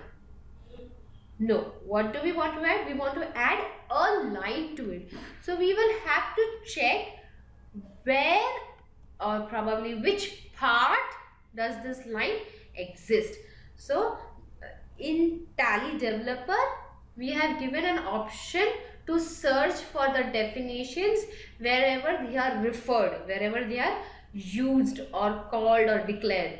So Control Alt D, D for Denmark, definition type line, and the name of our definition is CMP company logo. In the default,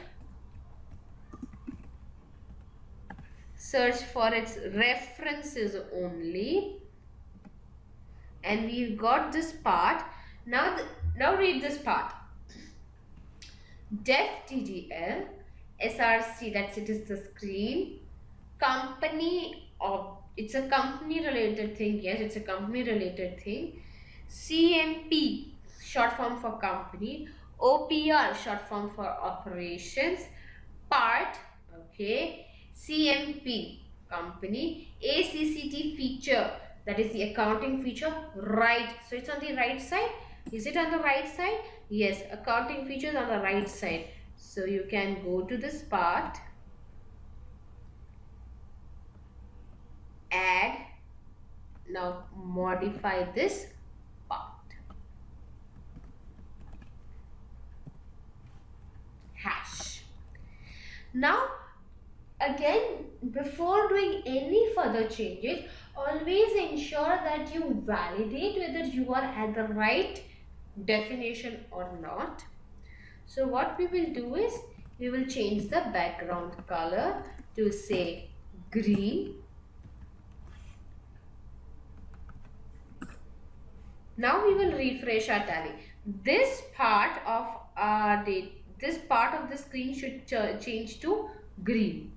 So we will just refresh. F, product and features, F4, Control A, F11, accounting features. It is turned green. That means we are at the right target.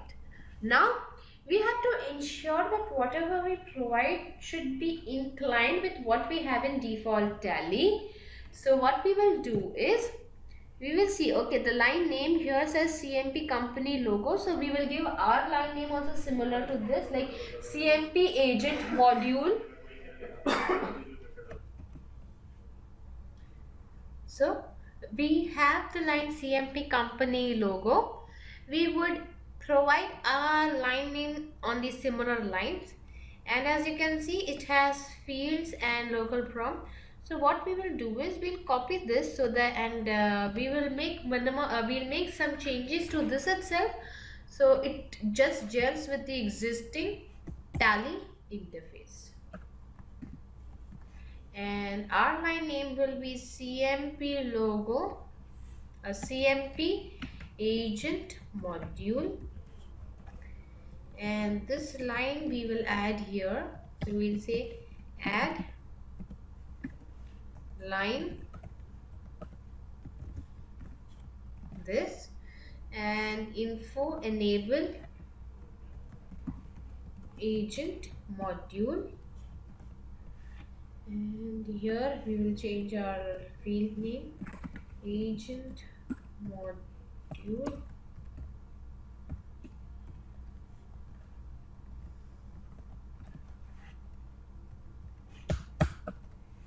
and our new field. We did this copy paste just so that we can just gel with the existing default Tally output. That's the only reason we have done this. Now with this field, what would be this field type? What would be this field type? The question is enable agent module, and the field type would be logical. So we will provide the name data type as type logical. Then we need to store this yes and no. So we need a storage is agent module enabled. This is the name of the storage. The name we have given is so precise that by looking at this we will understand that this storage is for the option yes or no, and the storage has to be added to the system UDF. So UDF name, data type has to be logical, and we will use 2001. Type is given. Now we will just execute, we'll just refresh our code and check how does this work. F product features, F4 control A escape, F11 accounting features, and right at the end, as you can see, it is enabled. But still, when we come here, we have this table yes and no. Here I can type S T E W T W P O, and the table is not getting listed. So we need that yes no table, right? So again we'll go here and check in this field what is the table name. Although they haven't mentioned any table name here, there is a field that has been used, and in this field all the required details are mentioned.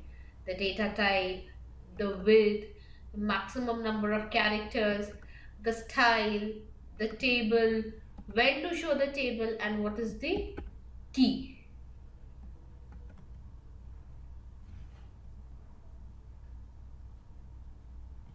Left double click, right? So either we can provide everything in our code, or we can simply say use logical field. Since we are the beginners, for the current session course, we would be typing each and every required data. So at this field, data type is mentioned, then we need the width. What would be the width size? Maximum we would need 3 characters, so 3. What would be the max characters? Obviously it is just yes or no, so 3. Then we need the table, the list table. So you can look here and you can see the table name itself is yes no table, and show on error and this logical key.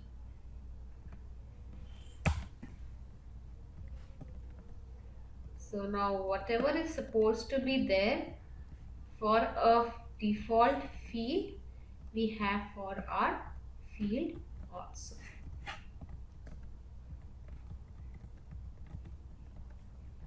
Now we can refresh Tally and see how it works. And we need the style to be normal, bold.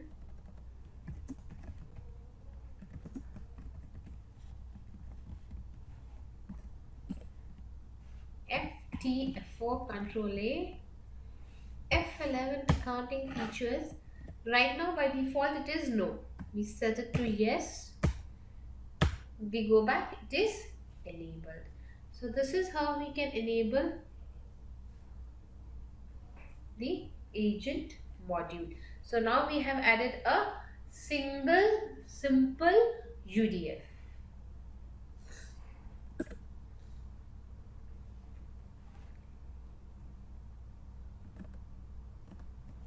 So this is what we have done.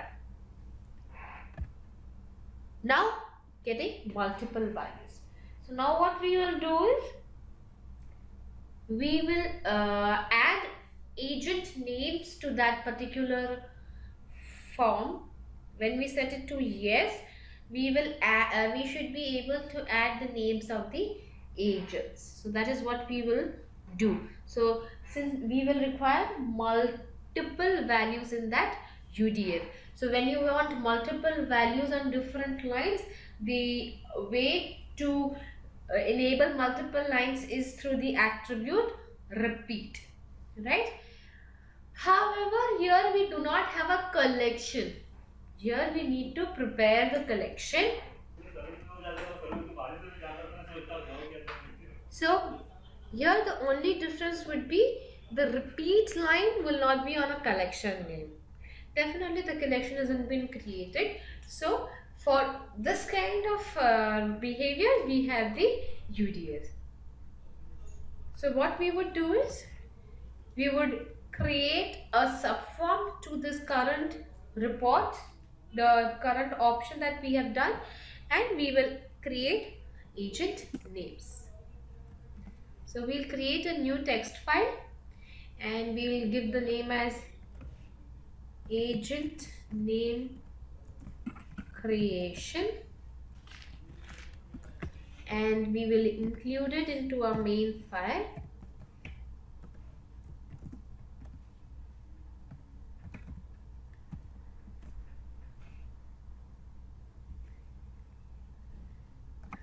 Now when we set yes here, we want a new report to open. So the attribute to open a new report is subform, and this would be name of a report. So we go to agent creation and report. You might be wondering, we have written subform here, but we haven't written the mode that it should open this report. Well, the subform attribute is such that it indicates that it has to open a report in an alter mode. So you don't have to write the mode of the report. You simply write subform. It opens a report in an alter mode. So this is the report. Here we provide the title.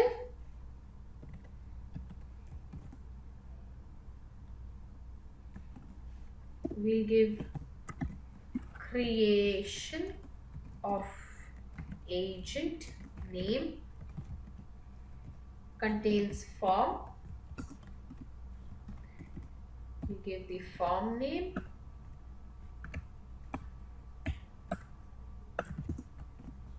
Contains part.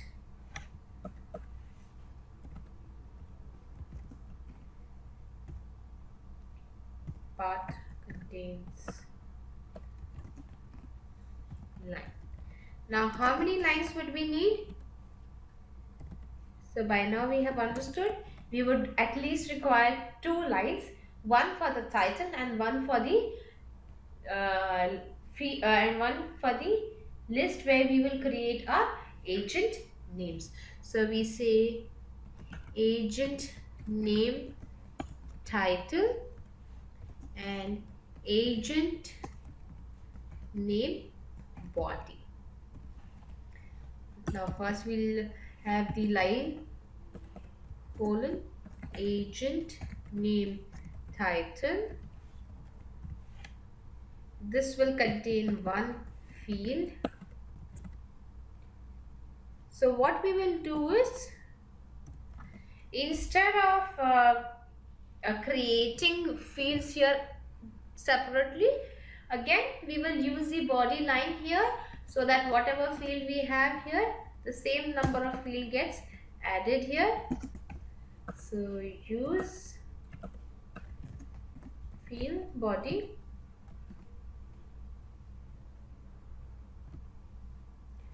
Then all those local field, by default what we have to do,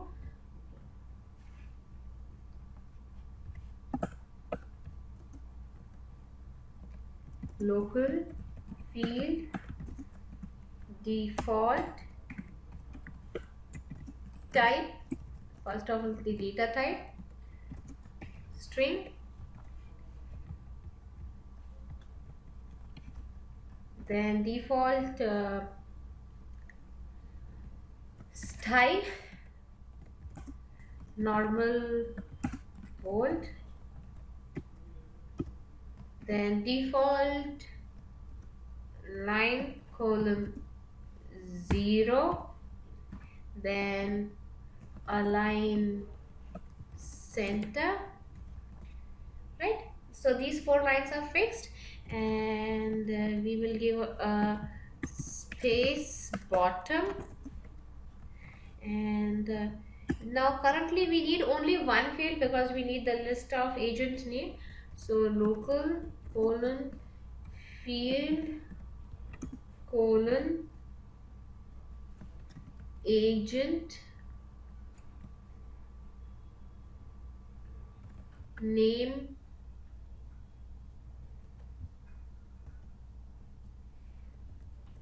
CMP agent name set as name of agent and this line field we will give a border at the bottom, so thin bottom. Fine. Now we go to the body line. We create the body line.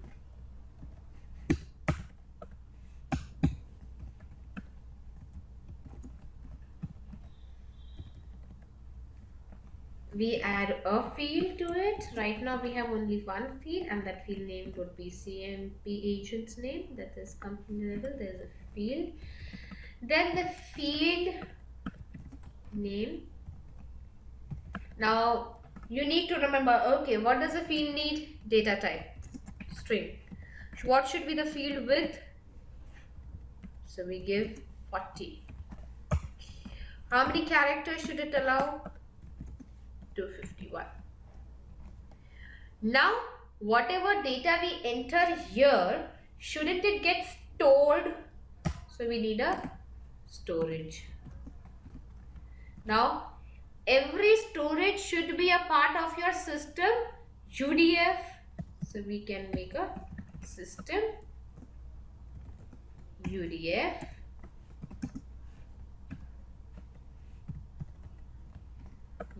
name, its data type string, and this also can be 20001. So if you note here, enabling module system UDF agent module 20001 allowed, and along with that same data code we have agent name 20001. So both is correct. Now let's go to our tally and see the output.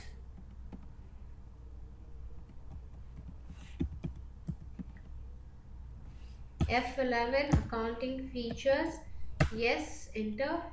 Oh, one, the cursor is going to name of agent, which is incorrect, and the name of agent text is coming here, so even this is incorrect. So what do we do first?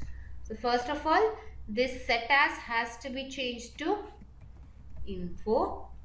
Second, there is a storage at this field, but when it comes to the title line, the storage shouldn't be there, right?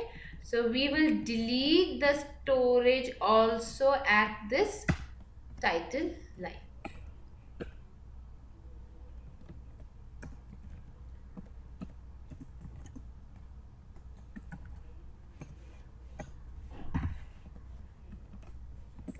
Now see the difference.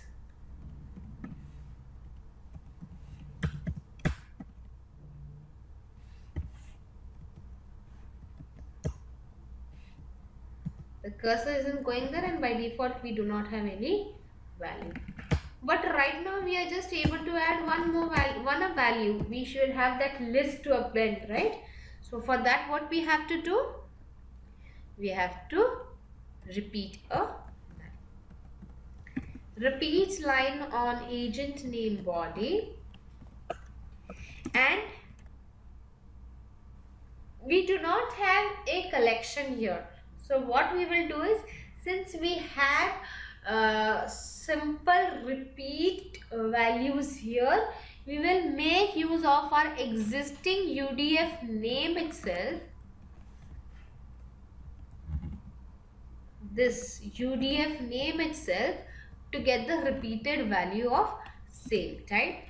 With every repeat, a scroll is mandate. Even in our display mode, scroll is mandate. Similarly, even in the alter mode, with every repeat, scroll is mandate. Now let us see what is happening.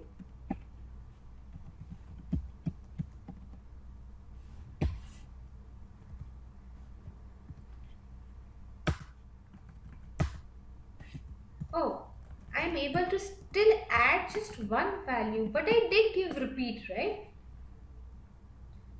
Well, this is a car which will not start without the brake. When we start a car, it is important to press the brake to stop the car. So here you have given the repeat and you have started the car, but you haven't given the condition where it should brake, so it doesn't start at all. So in an alter mode for a repeat line, it is mandate to give brake on. When to brake? When this value, this method name, it would be a method, right? So if this is a storage, to retrieve the value, it is a method dollar. When this value is empty, so to identify whether the value is empty or not, we have a function $$ is empty, which takes a formula. So dollar method name. So if this value is empty, break. Now let us see this.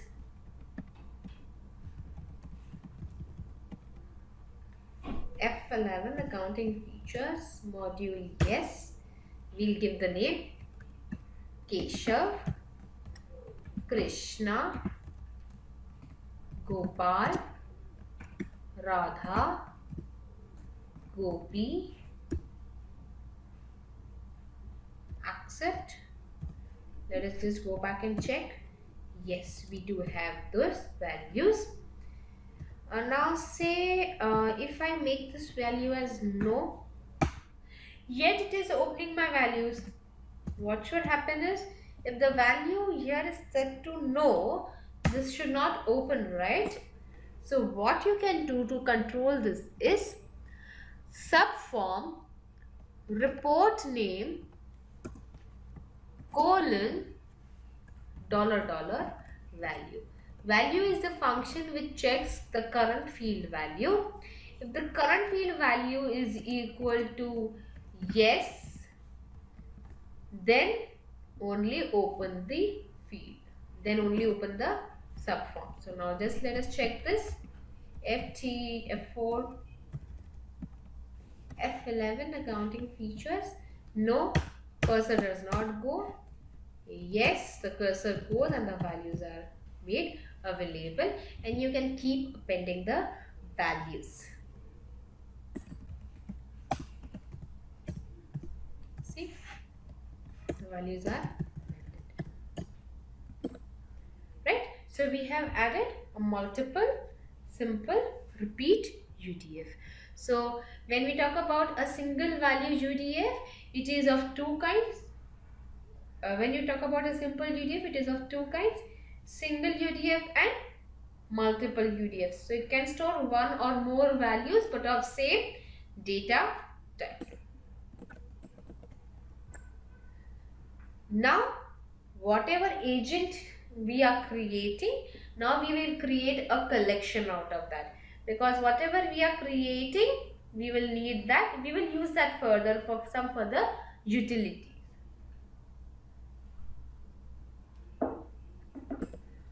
So we'll create a collection.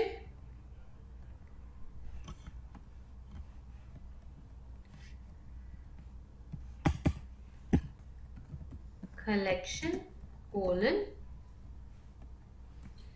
agent name collection. Now every collection requires a data type. So what is the type of data here? Here it refers to the object type. So it is CMP agent name. So I will write type colon CMP agent name. But as we spoke, every object or anything that you create here has to be connected to one of the internal object, because CMP agent name cannot be on its own. It has to be connected to one of the internal object. So at report accounting features, what would be the object? Company. So there will be a base company object which has CMP agent. So I need CMP agent name that is available in my company object. Now because this kind of collections are known as secondary collections, because you are not directly calling your primary objects, but you are calling an object within a primary object.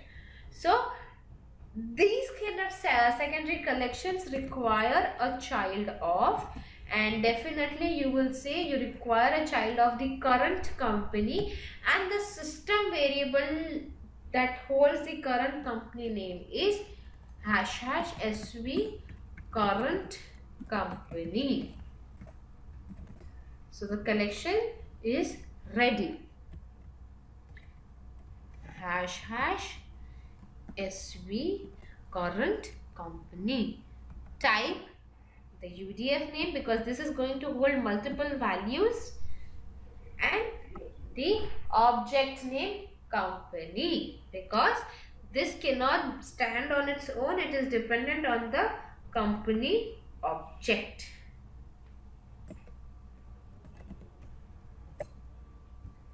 So this is what we have done.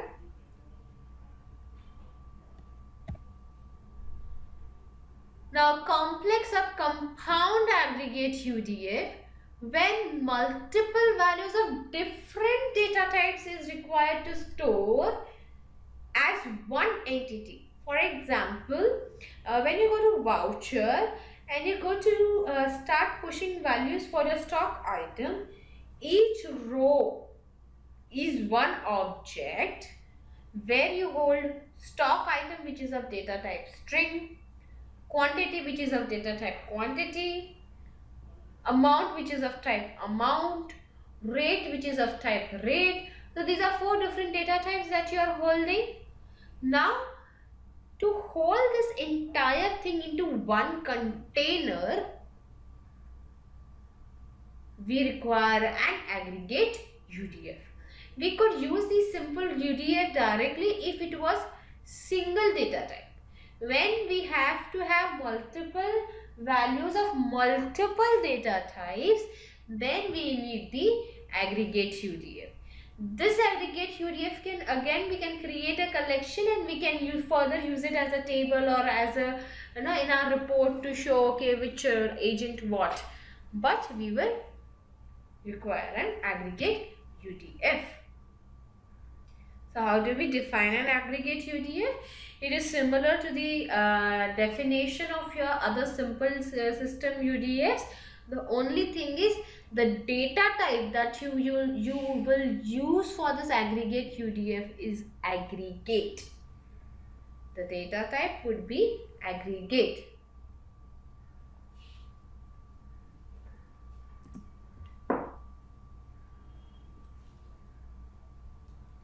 This aggregate UDF will be replacing your UDF or your collection name at the repeat level. So, and again you can add a subform also to it if you require to this aggregate UDF.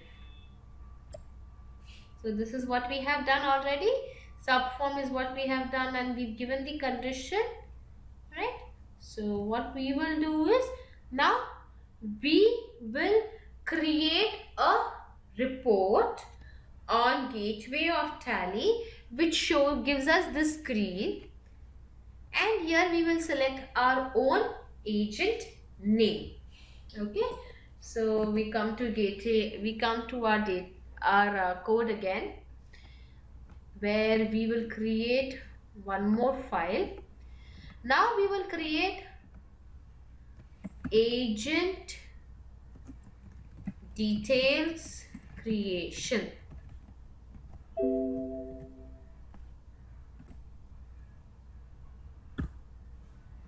With the main module,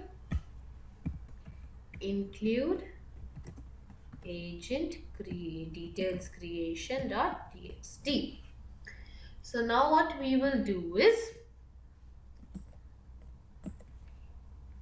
this is enabled and this is set to yes, and we have the values here. Okay, so in this accounts info, payroll info, inventory info, just after the inventory info we will say agent info. So first what we will do is we will remove the background color that we have given to our feature, not required anymore. Now we'll say hash menu gateway of Tally. Now we know this menu very well.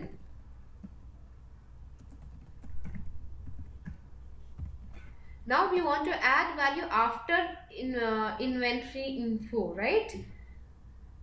Or we can say we'll add it after accounts info. So we go to gateway of Tally, key item at LOC accounts info. So what we will just copy this so that we do not make any spelling mistakes. Copy, go to your file, add key item after at LOC info. What you want to add? Agent info, and we will give shortcut as G. What you want to do? You want to alter the report called agent details creation.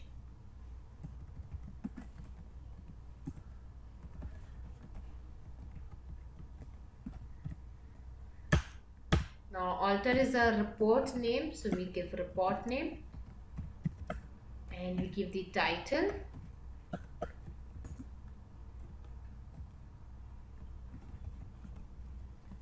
Form.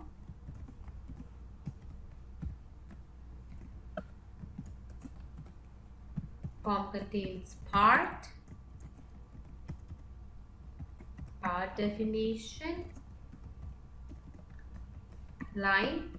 Again, we will have two lines. Agent DTLS title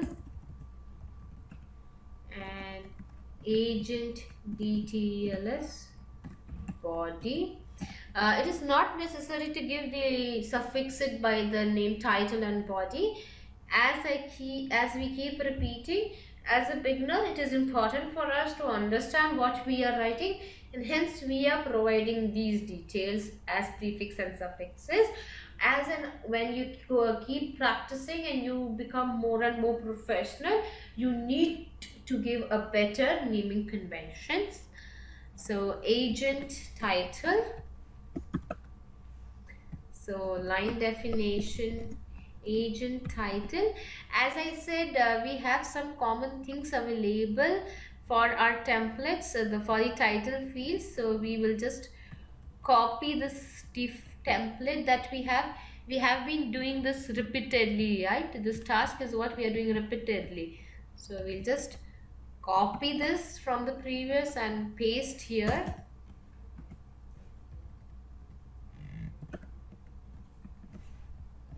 Right?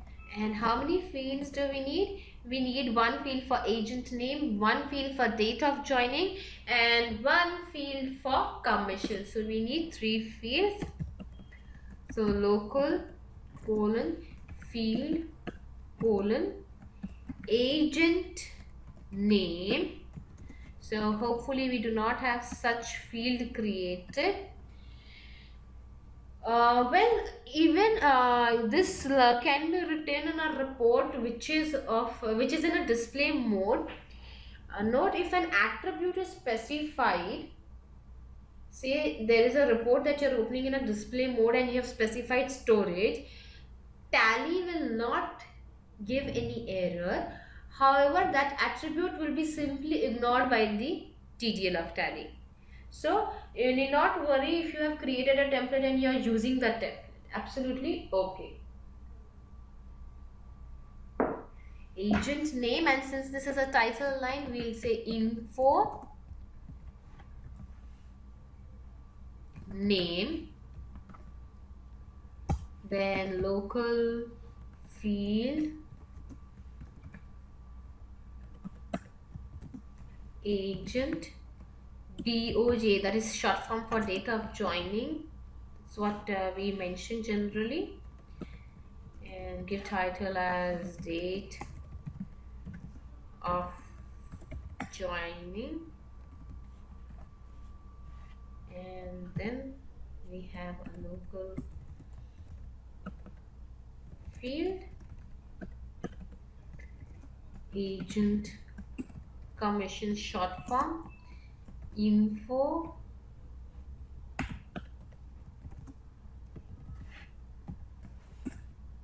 commission in percentages you have to mention, and definitely you need to say use line body if you are changing the field locally. That means you are calling from somewhere.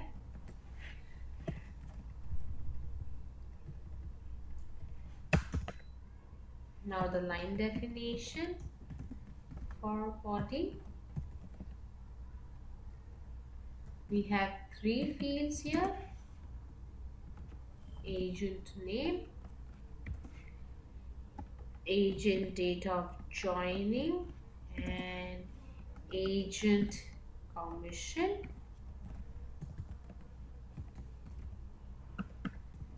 Field agent name. Since we are going to hold the name of the agent, it would be of type string. I do not want the user to type it here. I wanted to call from the table. Which table? In the agent name creation, we have already created this collection. To gather the agent name is what we want to show here. Now, since this is what we are going to show as a table, we will provide a title to it saying list of agent. Along with that, we will provide a format, that is $CMP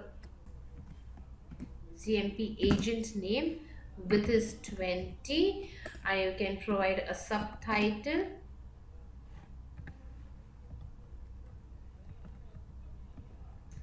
Again, indenting is very important, because if the indenting is neat, we can troubleshoot it faster.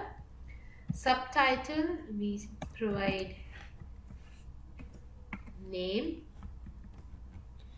and nothing else, right? Title and format is important with the child. So we have this. Now when we have table, show table always. Now this is a fill and edit mode, so we need to give the width. We'll give it as 25. Because it is into edit mode, we need the number of characters, so 251. Right. So anything else apart from this? No. Then we have the next field, agent date of joining. Now date of joining would be of type date, and each of these fields should have storage, and every storage is roofed under system UDF. Now this is type string, and this will be 24,568 allowed. You can give any number from 20,001 to 59,999, any number. Then a date of joining. Then the width of the field will not exceed, should not exceed 10 and 12, so max 15 width, and max characters would should be 12, and we require a storage, agent DOJ, and every storage has to be under system UDF, data type date, and 56,741, agent commission,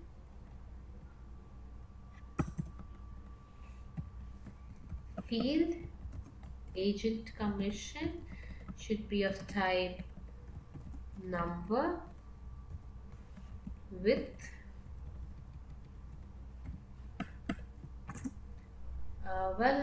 though we would be providing small numbers, the commission percentage text is quite big, so we'll give 10. And numbers are supposed to be aligned from the right, so align right. Then max, obviously you cannot give any commission as 300% or anything above 100, so we give maximum 2 characters. So you can allow up to 99 is allowed, right? You can give only 2 characters, 01, 02, something like that is what you can give. And a storage which is of type number.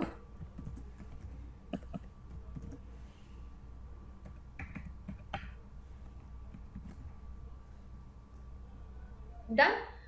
But one important thing is what we have missed out is to which object will this get connected to? It has to get connected to one of the internal object, right? That's what we said. It has to be connected to one of the internal object. So what we will do is connect it to one of the internal object, and to an internal object this will be added as a sub collection. An internal object has to be a primary collection. So what we will do is we will connect it with our internal object company, and which company? The current company, right? So let us just execute tally and see what are the details we are getting on our screen, whether there is an error or something like that.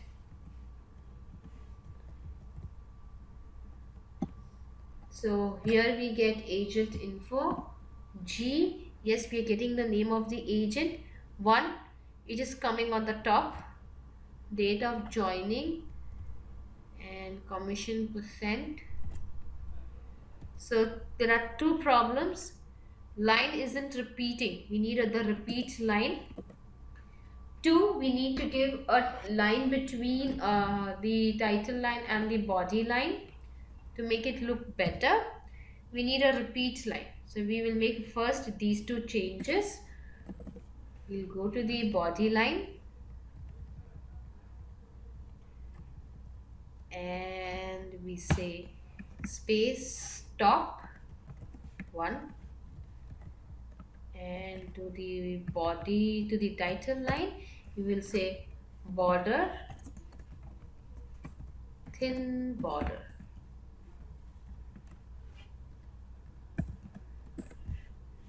Just refresh this. And agent info.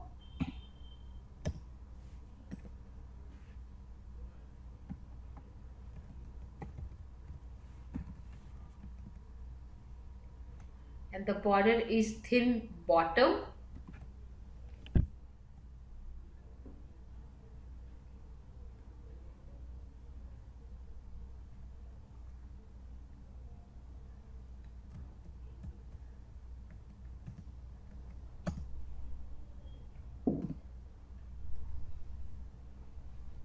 So we have our details here. Now we need to do the repeat line.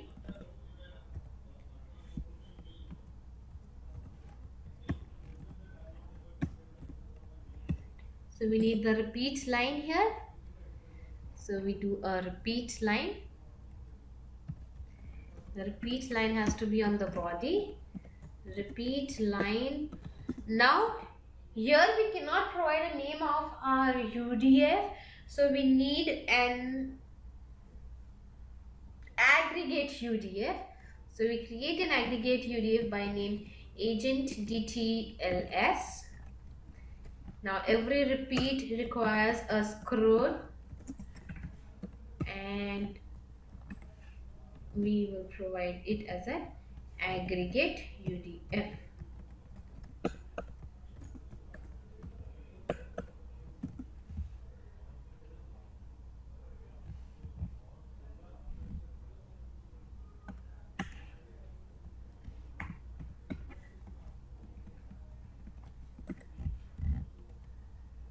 Or refresh and check. Okay, we select copy, we select date of joining. Now what is the problem here? We haven't given the break criteria. The break criteria, isn't it important? Right. But what should we give the break criteria? One, we have seen in the default tally that there is an option that if you select the end of list, it breaks. So we will have to add end of list to this collection. So what we will do is, where we have specified the table, we will give a comma and we will specify. So in default we have created those collections. So collection, and you will see the name that you see on as your text. For those we have created those collections. So we have end of list, not applicable, all items, primary, others. So for all of this, the collections are made available. So in your field level where you have mentioned table, you can say end of list. And in your break criteria,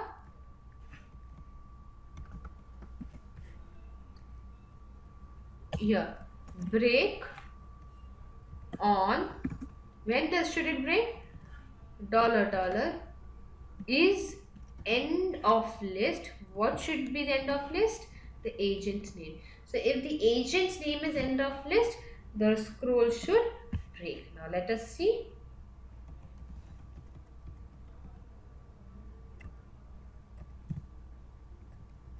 So copy. Okay, it is breaking, but it is still going to the other fields, which means I will have to give this similar criteria to the other fields by saying skip these fields if the field value is end of list.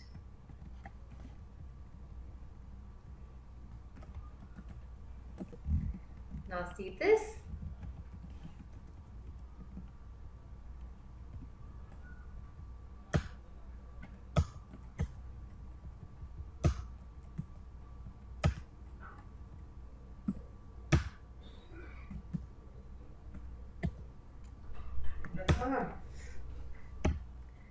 So now we'll just check.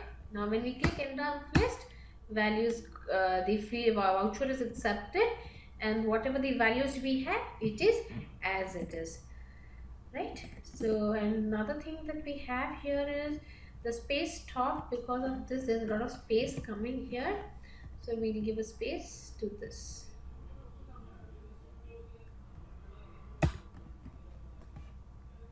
We'll give a space bottom here.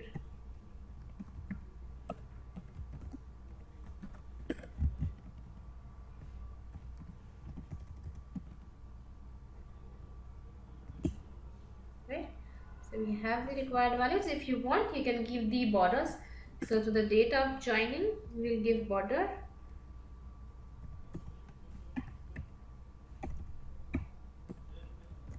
Thin, left, right.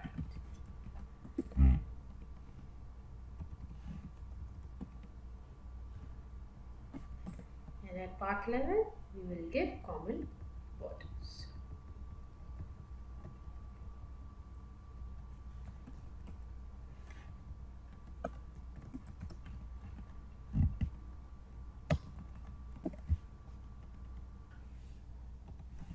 Now you can see we have this, and now if you want, you can just change the background color of the form. So we give the background, and we'll just change this background to something better.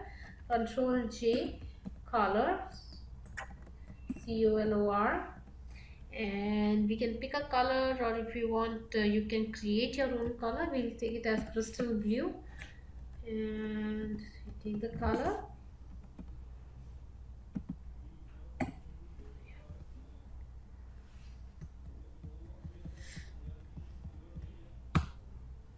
And our agent details report is also ready, and this is on and all whole coverage, the entire structure, how data is getting stored into Tally. There is nothing additional to this on how data is getting stored into Tally. So we have completed, tried out 33.2. And now coming to validations and controls. So what do you understand by validations and controls is nothing to put a checklist on your definitions, and there are 5 magical attributes available at various definitions where it allows us to provide the validations and controls. Starting with the unique attribute. What is a unique attribute? The unique attribute in itself makes us identify that it is talking about making things unique. So it is a field, there are unique attribute can be used at field level. It accepts a logical value and as it suggests, it does not allow you to duplicate the field value. Now where do we do this is in Tally agent accounting features. Here I have already given these names.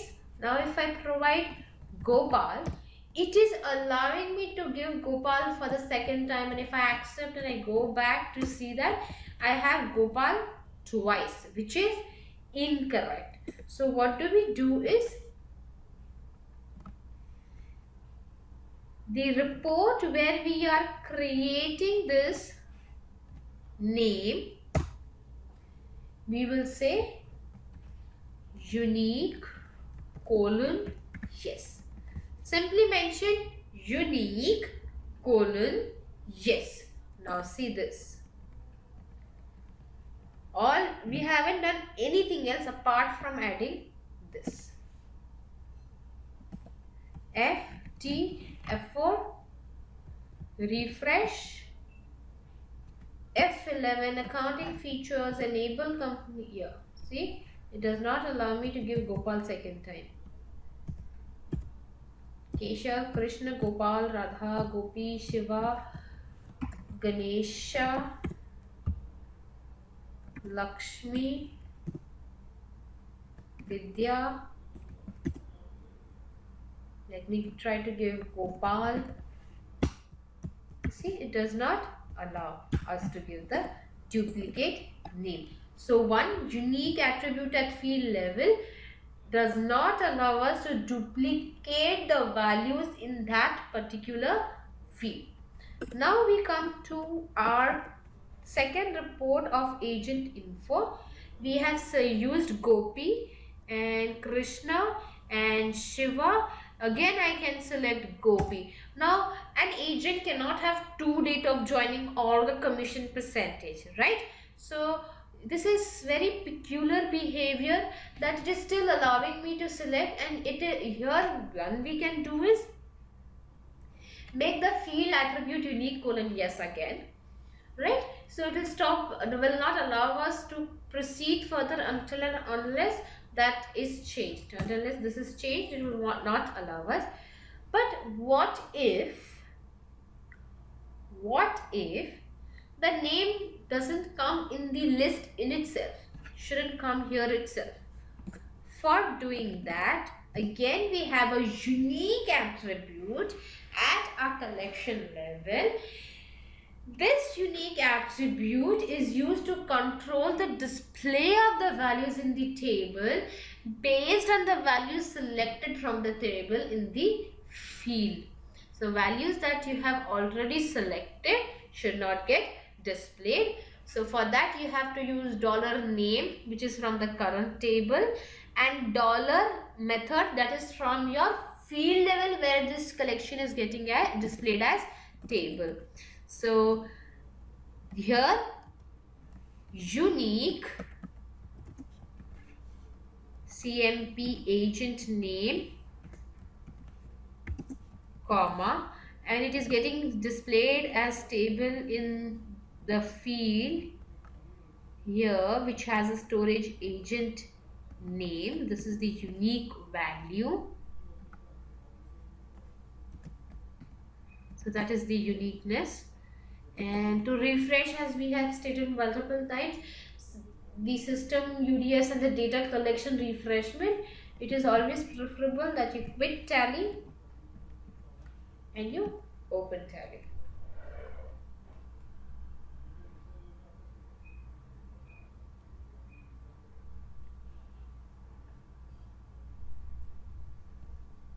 Select company,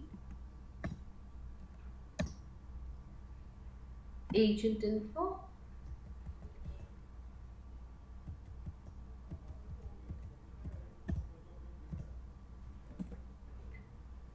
the values will become unique.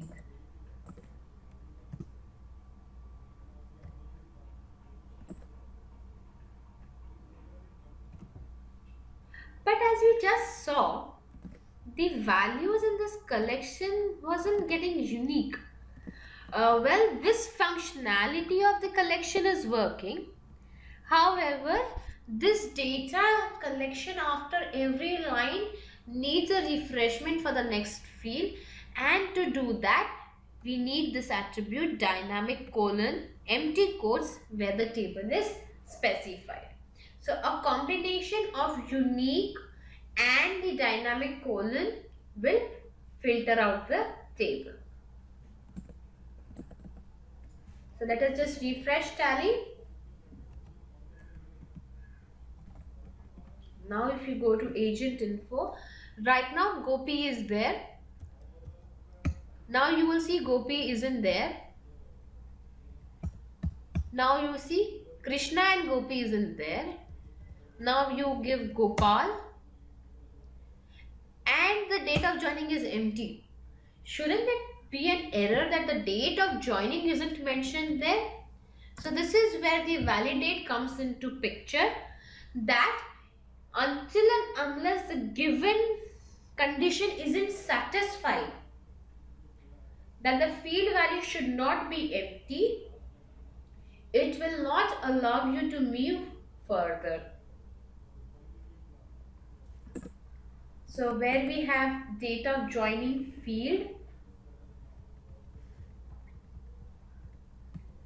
there we will say validate. Validate what? That the current field value is not empty. So not $$ is empty. What is not empty? Current field value. So there's a function which checks the current field value. $$ value is the function. Now check. So agent info, we add a new one. You see, so what it does, it checks, okay, current field value is empty, so it does not allow. If it is not empty, then only it will allow me to go further. So 4/9/2011, and my cursor goes further. The same has to be applicable for commission also. So also validate. Obviously, if it is an agent we are hiring, without giving him a commission percentage, the agent detail isn't sufficient, so it should validate for that also, that it should not be empty. Then we have notification.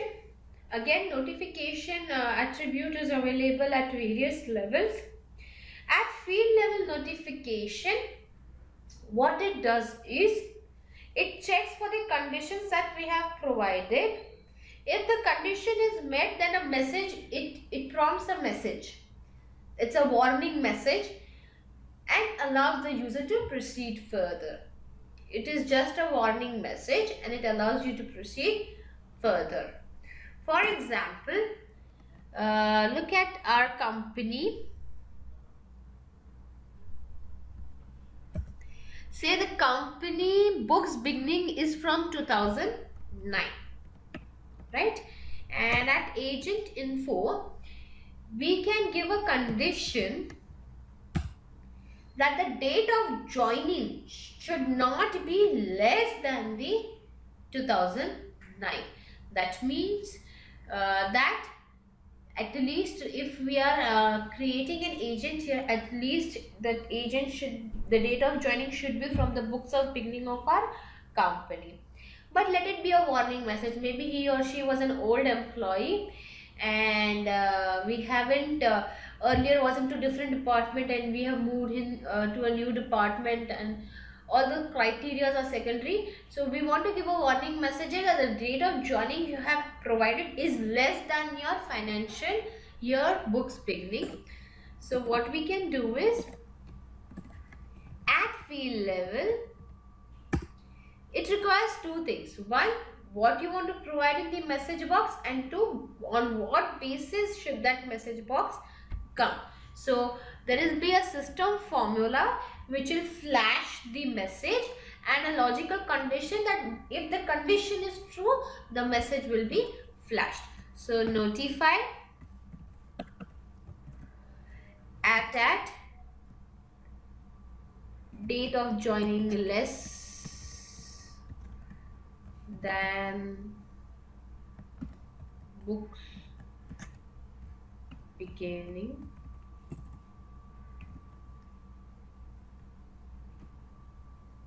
so we have the system formula, and the condition is that the current value, if it is less than, now we want to validate the books beginning period of the company object. So at company object we have a method called books from. So we will say dollar books from the company object. Which company? Current company. Right. So now let us just execute and check our date of joining FTF4, and our book beginning is from 1st April 2009, right? So we'll go to agent info and we try to provide a date as 1st April 2008.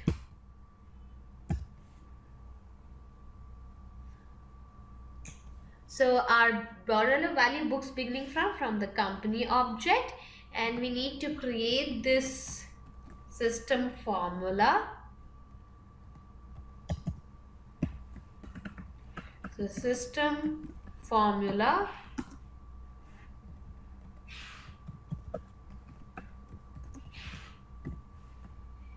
date of joining is less than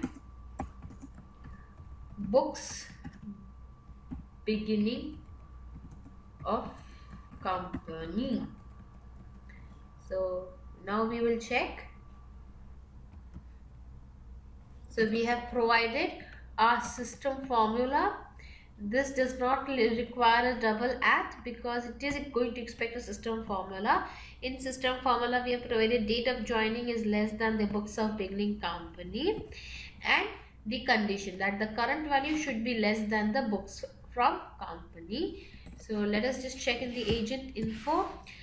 We give 31st 3/2008. See, date of joining is less than the books of beginning company, yet it is allowing us to proceed further. Or we say 1st 4/2009, it will allow because we have said less than. So now if I make 31st 3/2009, it will give the warning message. So this is only the warning message. Then we have a control at field level. Now this control definition, the control attribute is a combination of validate and notify. What does validate do? It simply gives you the message. It simply blocks the field and does not allow you to go further. Whereas notify gives you the message but allows you to proceed further. When it comes to control, it's a combination of both. It gives you the message as well as does not allow you to proceed further. Now, no company would give a commission or to their agent form of more than say 15%. So here should be a control that control high commission. So what is the, and that the current value is greater than dollar number 50. And in this system formula we will mention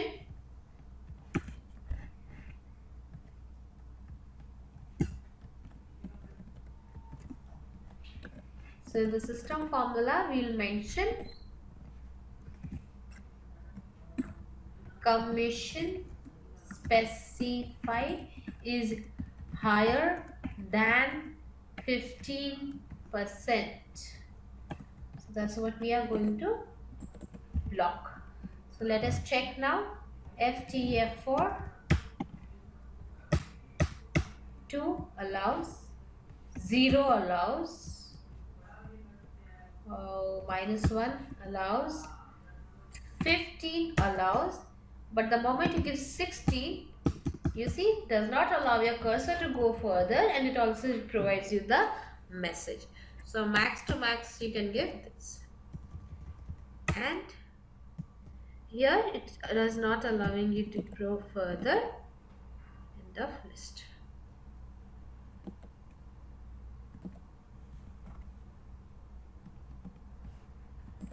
So that's what it allows.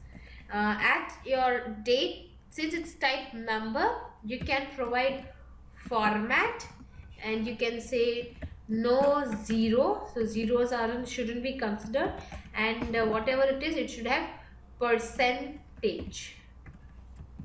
You notice it's a comma separated value, so we'll just refresh this and you can see the change.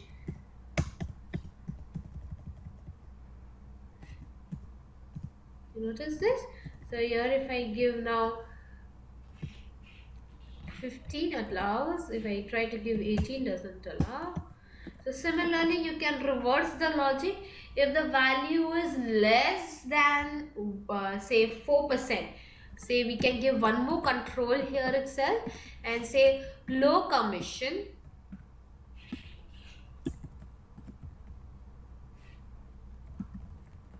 that the current value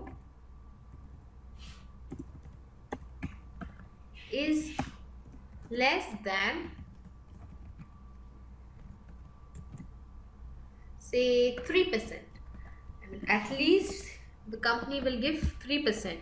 So if it is less than 3%, it will get blocked. And we need to provide this system formula. Yeah. Commission specified is less than 3%. F4 refresh agent. You see this? It is not allow less than 3. 3 allows and does not allow greater than 15. So 16 isn't allowed, or 2 isn't allowed. So anything ranging from 3 to 15 is allowed here.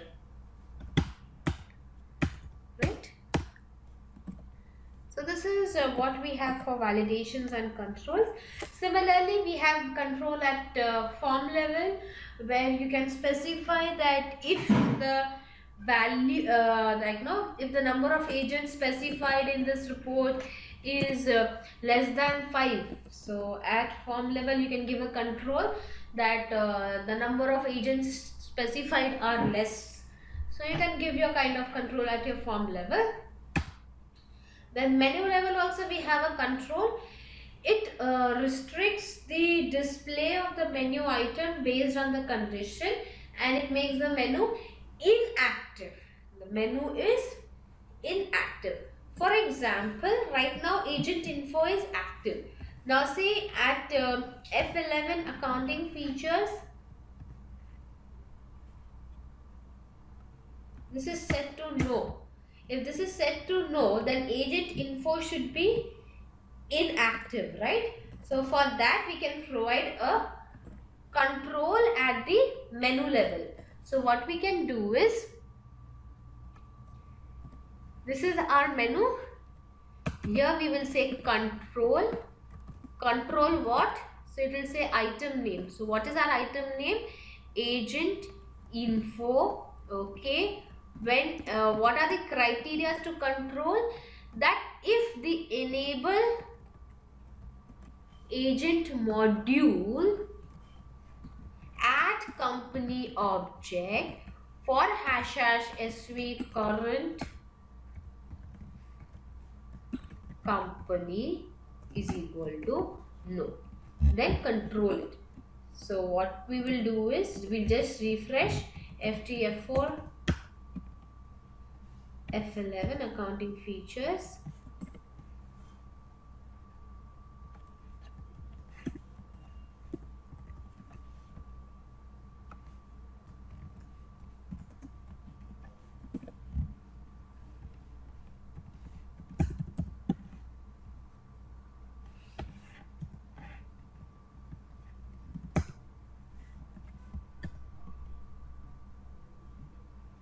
So you see this, it is not there.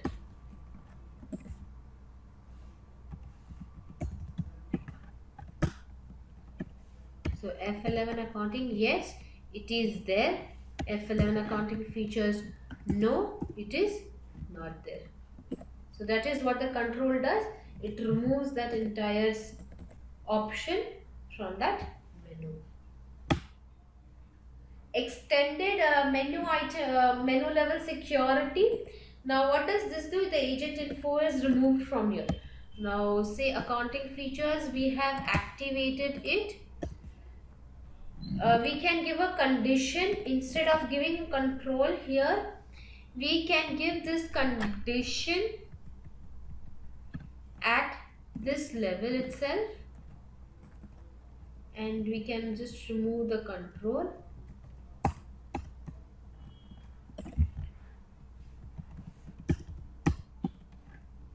So F11 accounting features, module no. You see it is grayed out because it is set to no. So it is inactive.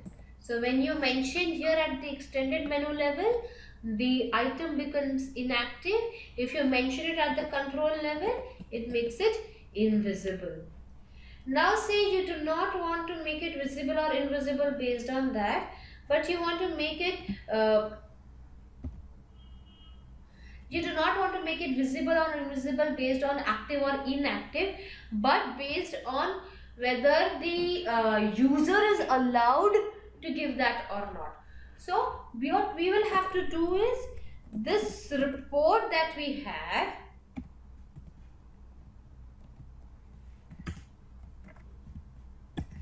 this agent info, this report that we have to add it to the security list. So one simple thing that you will have to do to add this report to security list, all you have to do is family agent master. You write this here, quit your tally, restart,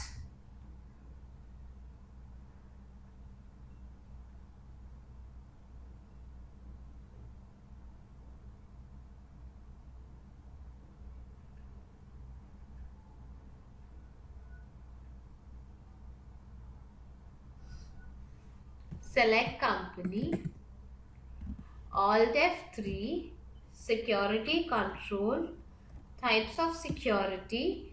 In the data entry, we just do one thing, we'll create a new security list. Let's say DE owner, basic facilities of owner, and disallow alter of agent master. You see this? Disallow agent master. And users and passwords, here we will just create a new user under DE owner, and we say DE. So right now I have agent info activated, and the condition is mentioned at the security level. So Alt F1, select DD, agent info, you try to enter, no access allowed. So this is what it does when you provide family attribute at your reports level. It adds the report to the security list, and based on allow and disallow, it gives the name of that report into the security list. And that's all what we have for the actions that we have in user-defined actions in TDL. We made interactive reports, user-defined fields, we created an entire module on agent, and we created new securities, validations and controls. So that's all what we have for today, for now. Thank you. For further queries, do write to our support desk at support.tallydeveloper@tallysolutions.com.